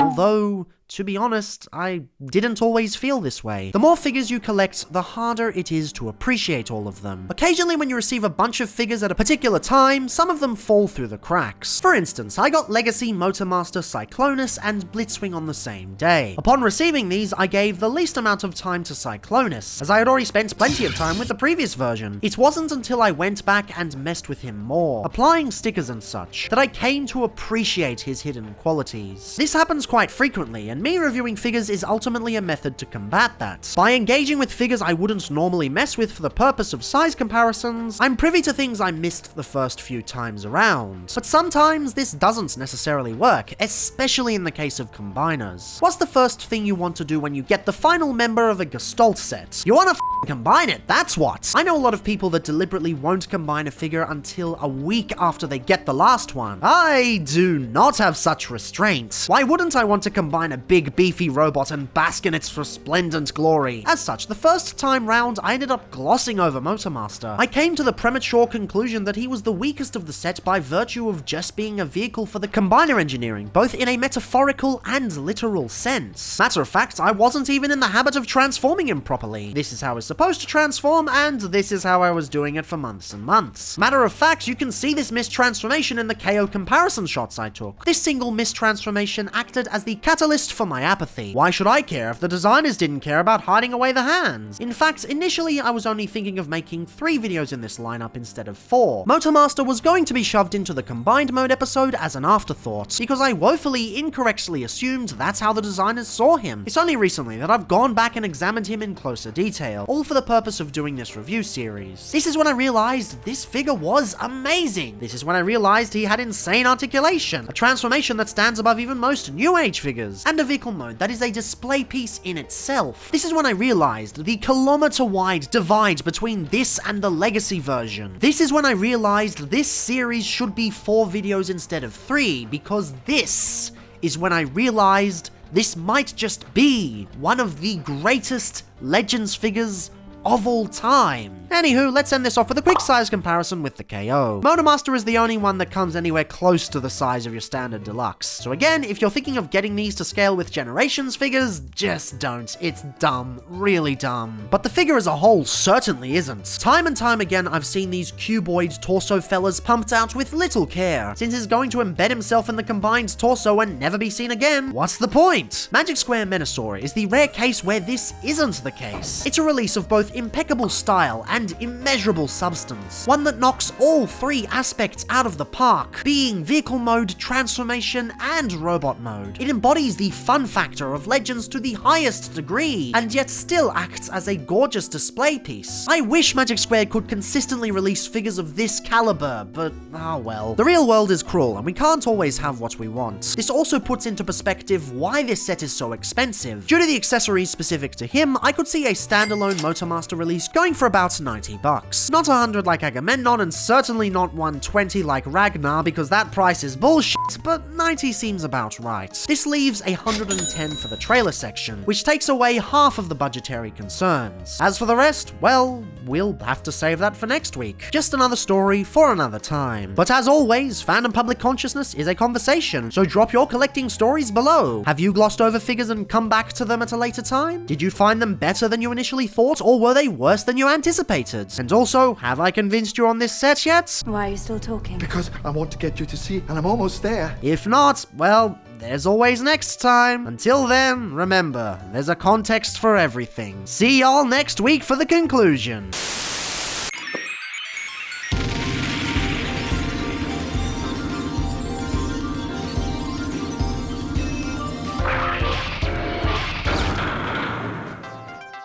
Although petty arguments on the internet would have you believe, one's collecting journey is never stagnant. When we start out, we know so little. We have to scrounge around on the internet, find out what we actually had as children if we still have anything at all, and then figure out where we are in the grand scheme of things. We start forming friendships, getting exposed to new ideas, and in some ways, finding our own identity. However, when the journey commences, it's not just knowledge that takes root, it's also biases. People find out what they like and what they don't like, and sometimes sometimes, regrettably, they decide they're not willing to try things outside of their comfort zone. I don't need to mention any specific examples. Chances are, if you're a fan of Transformers and are watching this channel, you already have an example in your head. I'm no stranger to this ailment. I liked to assume I was always open to everything the franchise threw at me. However, at some point, I became complacent. At some point, I decided what combiners should and shouldn't be, and I concluded that any company that deviated from that was simply being lazy and exhibiting warped priorities. That was until one fateful day, when I walked into a friend's house and saw Magic Square Breakdown and Wildrider on the table. The friend's house is long gone, along with his inclination to dive headfirst into third-party legends. He realized it just wasn't for him. However, the effects of that day still remain. Greetings, Cybertronians. I'm Dr. Lockdown, and today's diagnosis brings you the finale of a 4-part series. Welcome to the conclusion of Menasor. For the 4th and final installment, I present to you the combined form of Magic Square Menasor, also known as the greatest combiner in my collection. But before we get to the brilliance, we have to scale it back a bit. Any overview of the team has to compare the individual components, and although we've had ample time to do such, one final look at the team as a group is in order before things really kick off.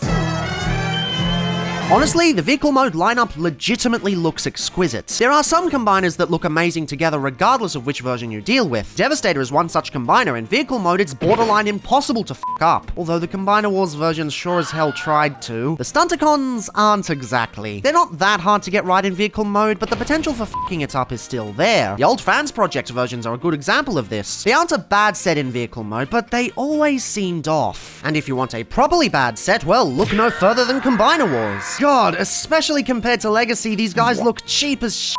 As such, it's important to praise companies when they get it right, and Magic Square most certainly does in this instance. The realistic designs of the 4 cars gel together super well, and even with the deviations, Motormaster fits in nicely, trailer or no. If you're getting these for vehicle mode, there's nothing to worry about. Although for display options, I highly recommend keeping the trailer on. It just gives that set that extra oomph.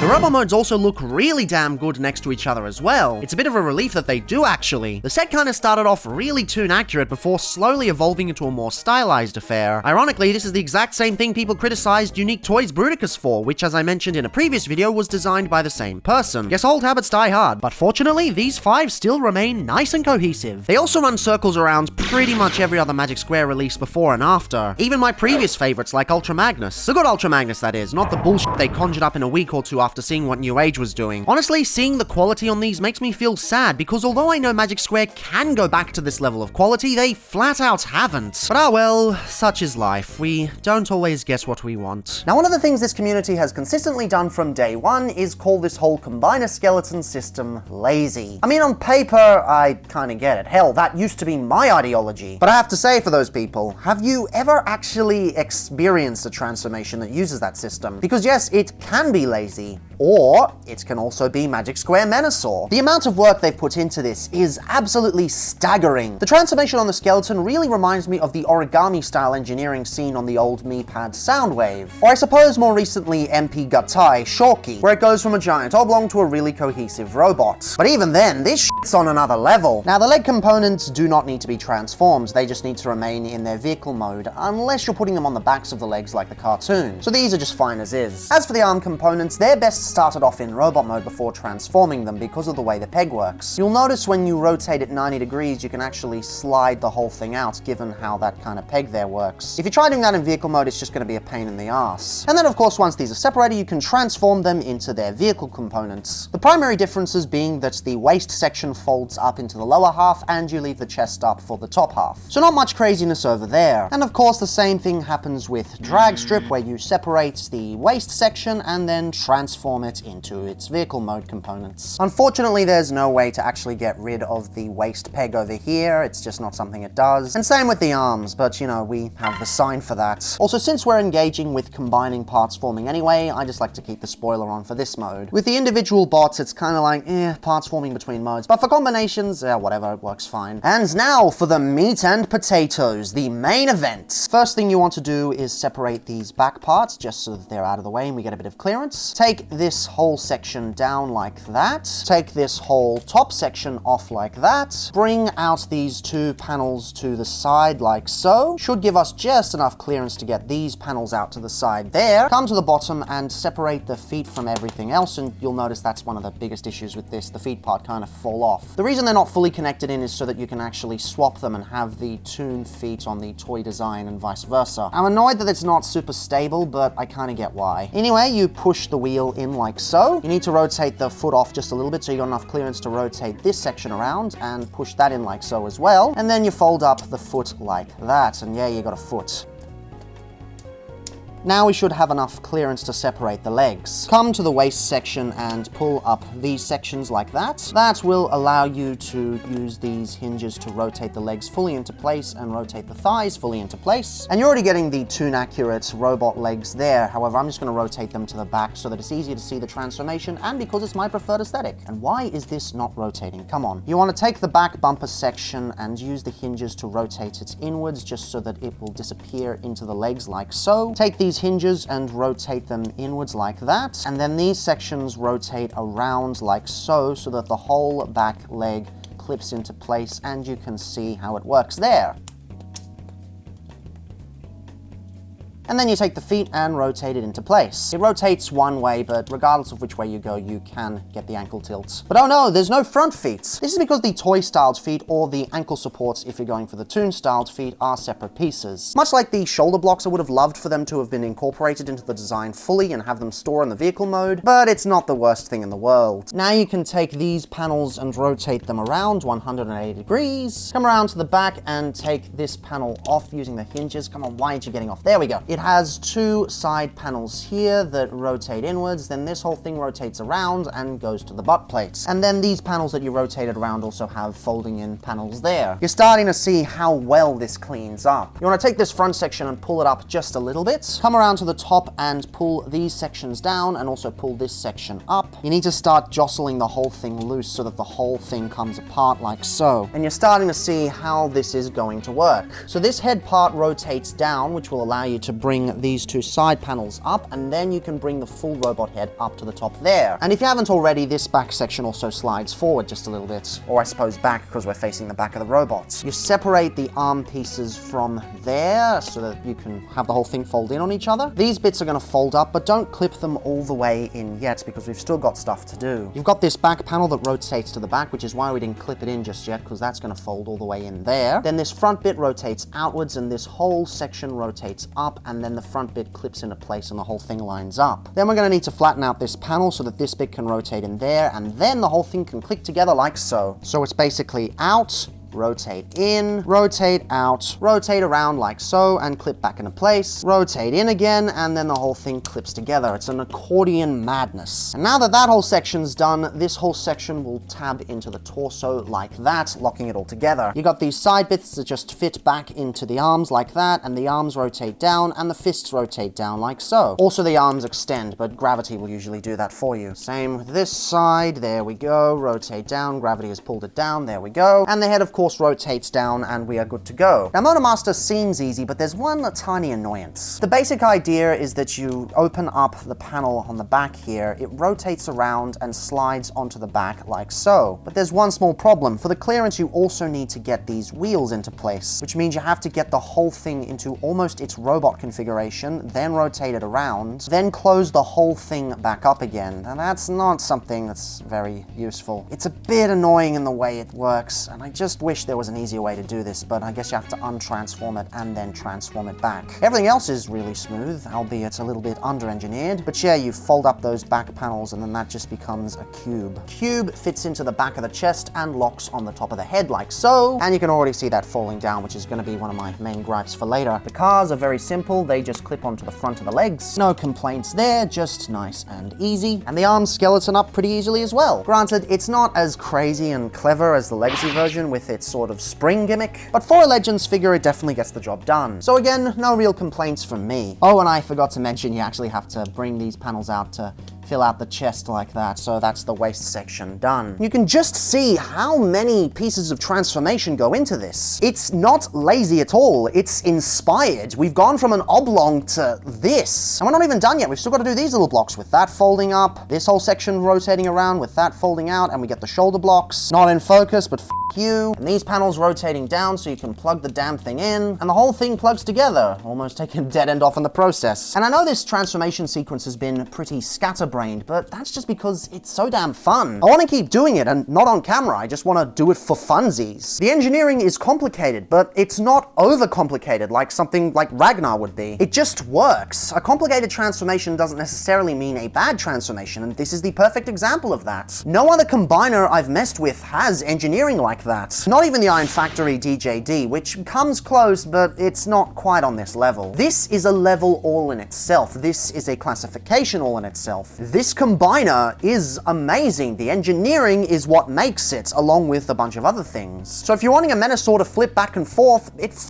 does that. If you've been convinced already, just go out and buy it already. And if you haven't, well, we've still got the rest of the video. If I had to describe Magic Square Menasor's combined mode in one word, nothing would cut it save for the word amazing. Just everything about it. It's absolutely breathtaking. While not without flaw, this is a figure that goes above and beyond in pretty much every capacity. Everything from the sculpting, to the paintwork, to the solidity, to the articulation, to the sheer presence. This combiner is simply something else. Seriously, no other third-party Legends combiner in my collection compares to this. Hell, no other combiner in my collection, period, compares to this. Now, something to keep in mind though is that this is simply one loadout for the design. This is what my personal tastes dictate. Basically the Studio Ox system with leg cars on the front and splits on the arm ones. You may not like this system, especially with the ways Dead End and Dragstrip work, but just bear with me, we'll get to that. First up though, the head sculpt looks absolutely beast. It seriously baffles me that out of this whole set, only one head sculpt fell short in the sculpting department, especially when you consider the way Magic Square usually operates. Of course, this is the toy/Studio Ox style head, leaning closer to the latter, and it's really well done. The spikes look mean as f, and the vents carry themselves quite well. Dig the chiseled chin too, really brought to life through the awesome sculpting and sweet silver paintwork. They also painted the middle crest too, a detail that seems wholly unnecessary given its subtlety, but hey, I appreciate it. The collarbone blocks are also spectacular, although they kinda just follow their own aesthetic. They've got the top grills that are emblematic of both the toy and Studio Ox design, but the bottom sections aren't of either. They're completely original, and although doing them up in yellow would have been a lovely touch, I'll still take it. And hey, if you're allergic to this aesthetic cue, you can always remove them to go for more of the toon style. They've sculpted this section in fully, so you're not seeing any ugly bits underneath. Again, I think it's a real missed opportunity that these don't store in the trailer mode in any capacity, but given some of the extra functionality later, the blow is fairly softened. The Ox aesthetic continues on the torso, bringing back the car drone aesthetic in a rather reserved manner. You only get a few simple bits of silver here, but it works damn well. Once again, they've taken liberties with some of the extra mechanical detail, and I feel it works a lot better here than the shoulder spikes. Not to say those were bad, it's just these are better. I ultimately went with the toon style's waist though, just because it ironically packed in more detail than the toy style. I mean, look at that clear purple insert, it's making Kingdom/Legacy Cyclonus blush. The arms are also insanely well done, all of the awesome paintwork is on show, especially in the case of Dragstrip with his extra brown stripes. While I ultimately prefer the transformation of the Legacy version because Jesus Christ this is well done, I can't deny that the Magic Square one looks better. The cars feel much more cohesive with the rest of the arm, despite the Legacy version ironically having less of a proportional dissonance between the car undersides. And sure, I've seen complaints about Dead End's hands sitting in plain view, but from most angles, honestly, you barely notice it. Plus, besides, look at the sign. Look at it!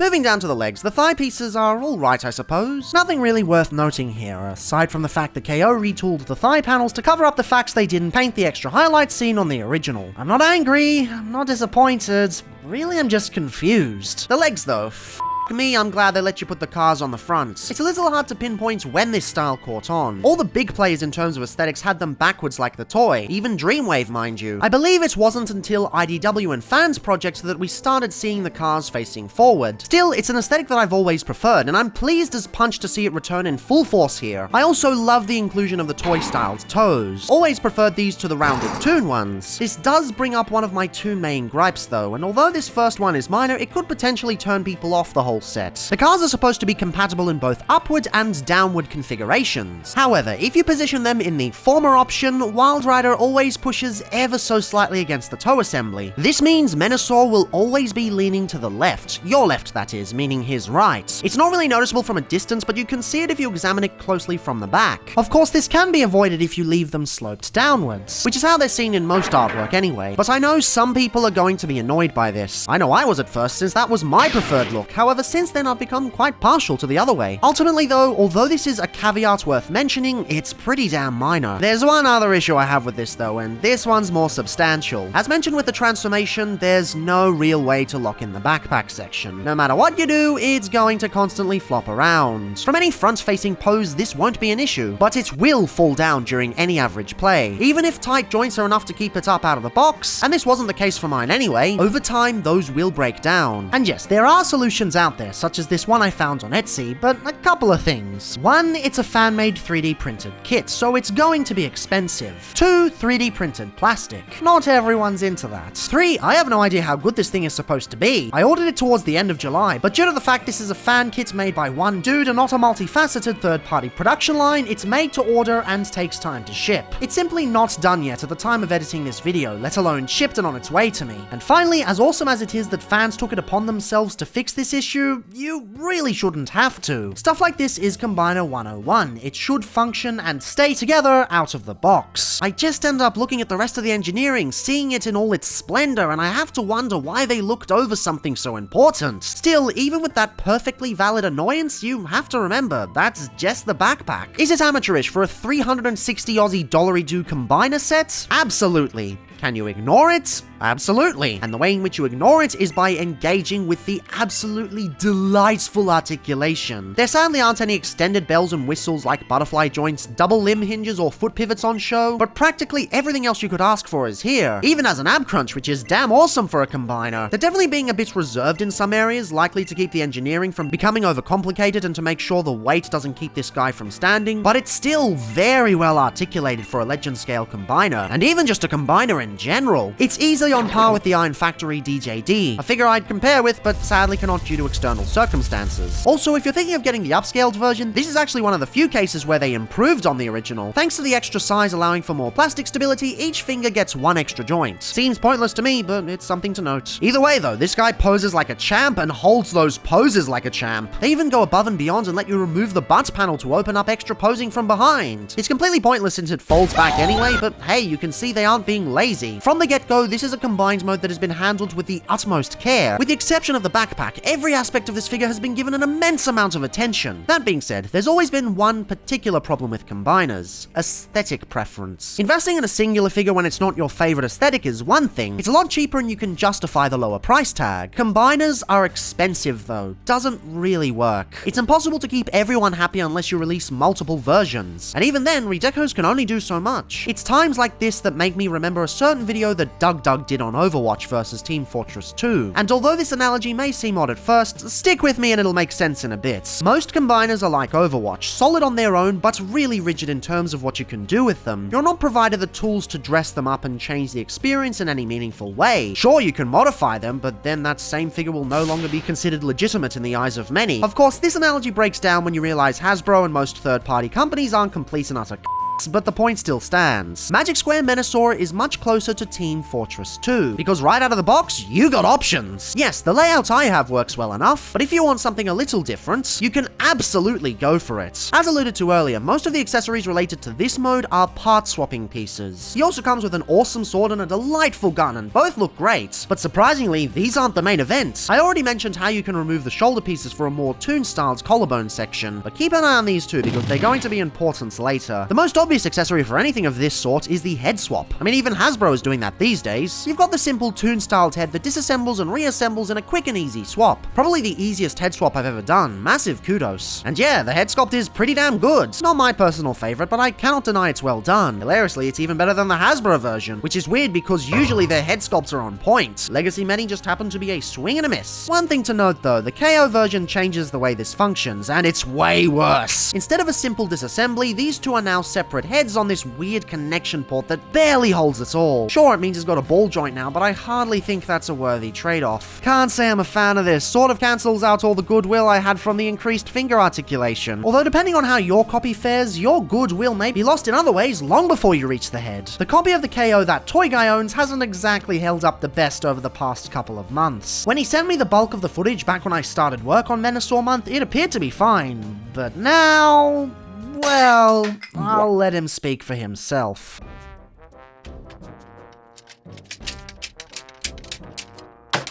Oh, there that went.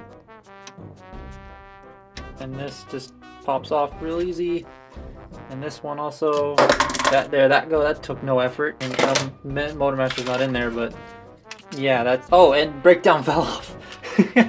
Pain. Of course, this may not end up being how your copy fares. I had to go back and film my friend's copy again to get some comparison footage, and his still remains fine. It all goes back to that classic KO conundrum, the ever-present lack of quality control. Basically, it's a coin toss on whether the longevity of yours will be good or not. Personally, I'm not one who likes those odds, and would just recommend grabbing the original Magic Square, even in spite of its price. But hey, ultimately it's your choice, and not everyone has the finances for this expensive boy. Oh, and I guess I should cover the sizing of the KO as well, since I'll probably forget it later. Moving down, maybe you hate the segmented shoulder car look. To be honest, that's perfectly understandable, because until recently, this had never been a thing. Every version that doesn't use the cars on shoulder system had the cars be the arms. The skeleton thing, far as I can tell, was a third-party invention, which makes Hasbro's inclusion kind of interesting. So maybe you want the cars to be the arms. Well, remember the shoulder blocks from earlier? Those actually transform into slabs that house the skeleton fists. And said tabs have dedicated slots so you can tell which goes on which side. The arm skeletons then have their own special extra joints that fold out, and when you remove the skeleton arm, you get access to new locking tabs that also lock the new arms in place. Personally, I'm not really a fan of this. It looks much too thin for my taste, and there's an annoying trade-off where the built-in elbows aren't as solid as the skeleton ones. Also annoyingly, you have to turn one of Dragstrip's fists around to compensate for an exposed tab from the vehicle mode, and I find that even uglier than the exposed ones on Dead End. But hey, I know people who prefer this method on principle will be able to overlook these small gripes, just as I've overlooked gripes previously in this set to see the bigger picture. The fact they went to this trouble, even engineering extra joints in the arm members that you'd never use otherwise, is honestly insane. But maybe you want to go for the full toon look. Maybe those shoulder armor stylings are way more up your alley. Well, these slabs have even more functionality, as they can fill in the parts of the skeleton that would normally be filled in by the bottom halves of the cars. Weirdly, they end up going in opposite directions, but I guess it's a minor sacrifice. The shoulders then have extra hinges that allow the cars to rotate outwards, leaving room for the elbow joint to function. Personally, I've always hated the way this looks. It's one of my least favorite combiner aesthetics, but I know someone somewhere will want them to look this way. Hell, someone's probably designing a kit that will let you do it on the Legacy version. There's a degenerate out there doing degenerate things. People are going to want this, and they built it as proper functionality into the combiner. It's not an upgrade kit, it's not a fan mode, it's a genuine feature. And although it absolutely isn't for me, I'm all here for it. So we've got the toon head, the toon shoulders, the toon arms, and of course the toon waist, because I didn't bother with the toy one personally. Guess next up is the toon chest plate. Regrettably though, this one's a little less simple. It's a screw and unscrew job, since his chest basically holds the entire torso together. Had they gone for a swap out piece, it would have massively f***ed with the combiner stability. For attention of minute-to-minute play simplicity, such a system was ultimately inevitable, like Western VTubers and unreasonable levels of horniness. Fortunately, Drlockdown Reviews does not condone such amorosity, and as such, in this household, we stand Girl DM. In the end, I get why they did it, and I still appreciate it's an option. It's something you'll probably change once or not change at all, and then be done with it. Now, although I personally don't want to swap mine again so I can maintain the longevity of these pieces, I do have footage of the KO, which already has the extra chest installed. It basically looks the same as this, only smaller. However, no toon aesthetic is complete without changing the legs. It's actually the most debated aspect of Menasor, truth be told. So of course you get simple, swappable thighs. But that's not the main event here, oh no. Magic Square has included an extra knee swivel that allows you to hide the cars away. I know this is another controversial element when it comes to Menasor, but you look at the screen model and, yep, that's accurate. I know it's technically supposed to be the underside of the cars, and the detail on the screen model even references the underside of the cars. But let's face it, if you want sunbow accuracy, that just isn't going to fly. And hey, at least they've added some sweet extra detail that modernizes the minimalist panels from the original. You can tell what they're supposed to be, but it ends up looking much more interesting in the end. And fear not, you don't lose the ankle tilt by doing this. The ankle is actually double jointed, so no matter which way you go, it still works. I wish Legacy had this functionality. The gimmick is pretty cool and all, but I really wish they'd given you the option, especially since these bits have the tendency to yell, "Motherfucker!" I don't believe it. I didn't even notice until I started scripting this. Come on, Hashtag, get your shit together! But either way, you can see where the true brilliance lies with this version of Menasor. It's not just one element that stands out as the main event, it's everything. This is where the two remaining complaints about this style come back into play. The ones specifically brought up in the last video. We've got complaints about the price and complaints about not being a real combiner. We've already seen half of the price debacle, seeing how intricate Motormaster is with his ingenious transformation and unparalleled sculpting maturity. This pushes it easily into the $90 range, so the question remains, is the trailer worth $110? Oath it is! Have you seen how it goes from a giant oblong to a well-proportioned robot? Have you seen the absolute insanity on show that still remains fun and not overcomplicated like their other releases? And then you get into the extra parts, allowing for a bunch of extra possibilities with mixing and matching aesthetics, and hey, aesthetic customization. How much time do you think you can spend figuring out all the different combinations? Plus, it may be a Legends combiner, but this isn't exactly a small fellow either. Previous third-party Legends gestalts have been sort of new leader class size, whereas this guy easily fits into the old leader scale, towering over what came before him. He's also really weighty too. Thanks to them not using that shitty plastic they're obsessed with, he feels solid as a rock. And you're telling me this release isn't worth 200s, and the full lineup isn't worth 360? Mate, the proof is there in the pudding. Yes, it's an expensive combiner, but they've done a lot with what you're paying for. No other combiner on the market gives you engineering like this, and they certainly don't give you these options. And then we get to the last issue. Quote, this isn't a real combiner, unquote. From the get-go, people have criticized Menasor for not using the traditional combination system. Now yes, I could argue that that's what's required for a perfectly accurate Menasor, but I've never really cared for accuracy personally, and most people complaining don't particularly either. Here's the question though, who decides what a real combiner is and isn't? Back to Generation 1, we had the Micromaster combiners. Are they not real combiners because their thighs and torsos are formed from kibble pieces? Is Devastator not a real combiner because he uses a thigh adapter? Are Power Core combiners not real combiners because the limbs aren't sentient?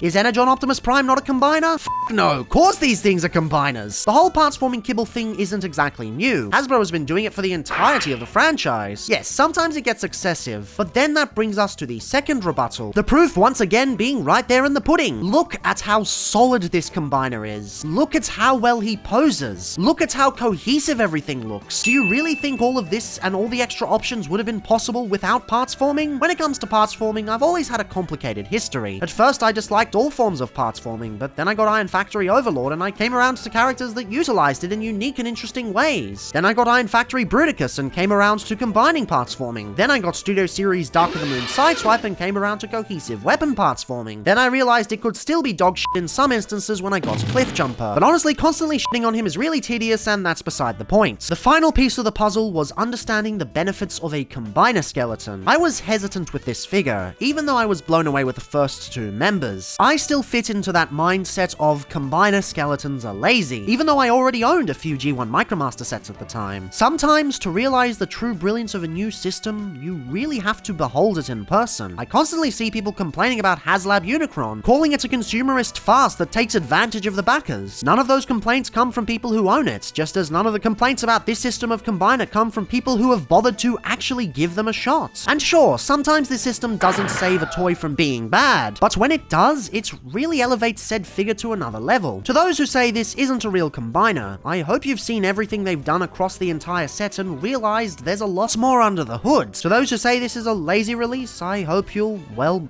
do what I just said. It would be one thing if this was a steaming pile of shit, as most Magic Square releases are. Hell, after doing this lineup, they've learned practically nothing. Their sound wave goes right back to using the horrid plastic they always use, despite everyone insisting otherwise. And their Devastator was rushed to production in order to combat New Age, leading to an entire gestalt built on the engineering style of Ragnar. That's appalling! Like, what the f are you doing? And yet, this figure isn't a steaming pile of garbage. It's a true gem in the Legends paradigm. It showed me that just because a combiner uses a standard we're not typically used to doesn't mean the designers are lazy. There's a reason Hasbro went with this method for their Legacy lineup. It works in this instance. Magic Square Menasor is a testament to why one shouldn't prejudge every new thing that comes out. Sure, it may very well be a piece of trash, but it might also be hiding secret brilliance under the hood. And when a toy is so good that it beats the ever-living shit out of my own personal biases, well, that is the mark of a landmark release. If this combiner had just been the sum of its parts, it would have been a damn fine set. The vehicle modes are all sexy, the engineering has been good to fantastic, the robot modes have done pretty well, the build quality has been way more solid than they have any right to be, and the articulation has consistently delivered. Put those together into a standard level combiner and this set would have been worth your money easily. And yet, they didn't stop there. The combined engineering is beyond incredible. I have never seen a trailer transformation like this on the planet, even with similar ideas being used recently for Masterpiece Gutai. Practically every third-party Masterpiece trailer I've seen has worse engineering than this at double or triple the size and price. And the end result somehow looks worse most of the time. And those don't have the options this version has. If you have a style of Menasor you like,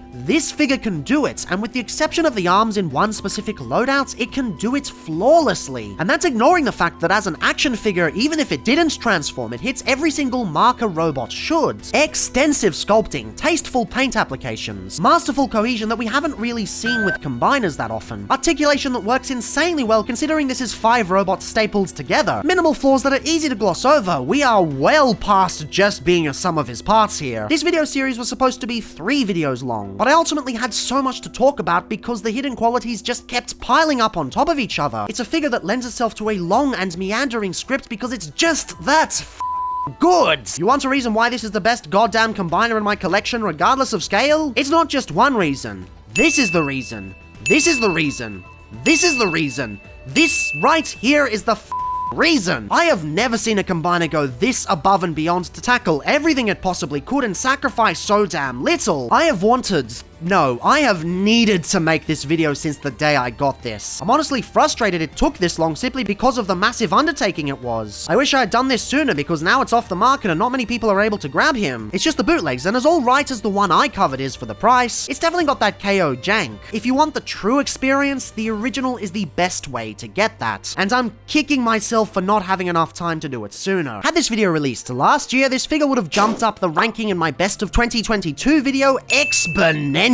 But oh well, I'm sure when the New Age one hits the market, they'll probably flood the marketplace for cheap. And maybe the New Age one will be better, but even if it isn't, well, this one's already the best goddamn combiner I've ever handled anyway, so I'm cool either way. Oh, and one more thing. Sadly, there's no G2 repaint, which is a grave oversight. Magic Square really needs to get on that pronto. Anyway, as always, fandom public consciousness is a conversation, so drop your thoughts on this system of combiner below. Have you been convinced by the secret brilliance of parts-forming combiners? Do you still think it's a farce and deserves to be thrown in the trash? Are you excited for the future prospect of other combiners using this system? Apparently Hasbro is working on a new Bruticus, so that could be cool. And for those who have stuck with me to the end, thank you for joining me over this long, roughly 20,000 word journey. And a massive thank you to close friend and channel patron Jason Murray for letting me film his copy of the KO. Also, ginormous thank you to fellow YouTuber and also close friends That Toy Guy for letting me use his footage of the bootleg, as well as providing his point of view on a few things for clarification. Without the two of you, this series wouldn't nearly have been as comprehensive as it was. All in all, I'm really glad I was finally able to cover essentially every part of Magic Square Menasor I could think of. I honestly didn't expect to go this deep, but in regards to making a combiner that warrants this in-depth an analysis, Magic Square has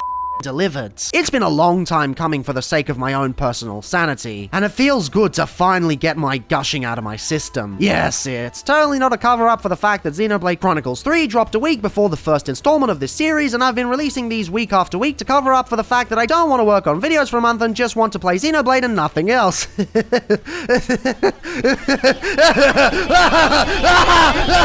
Yeah, as always, context for everything or some shit. Bye!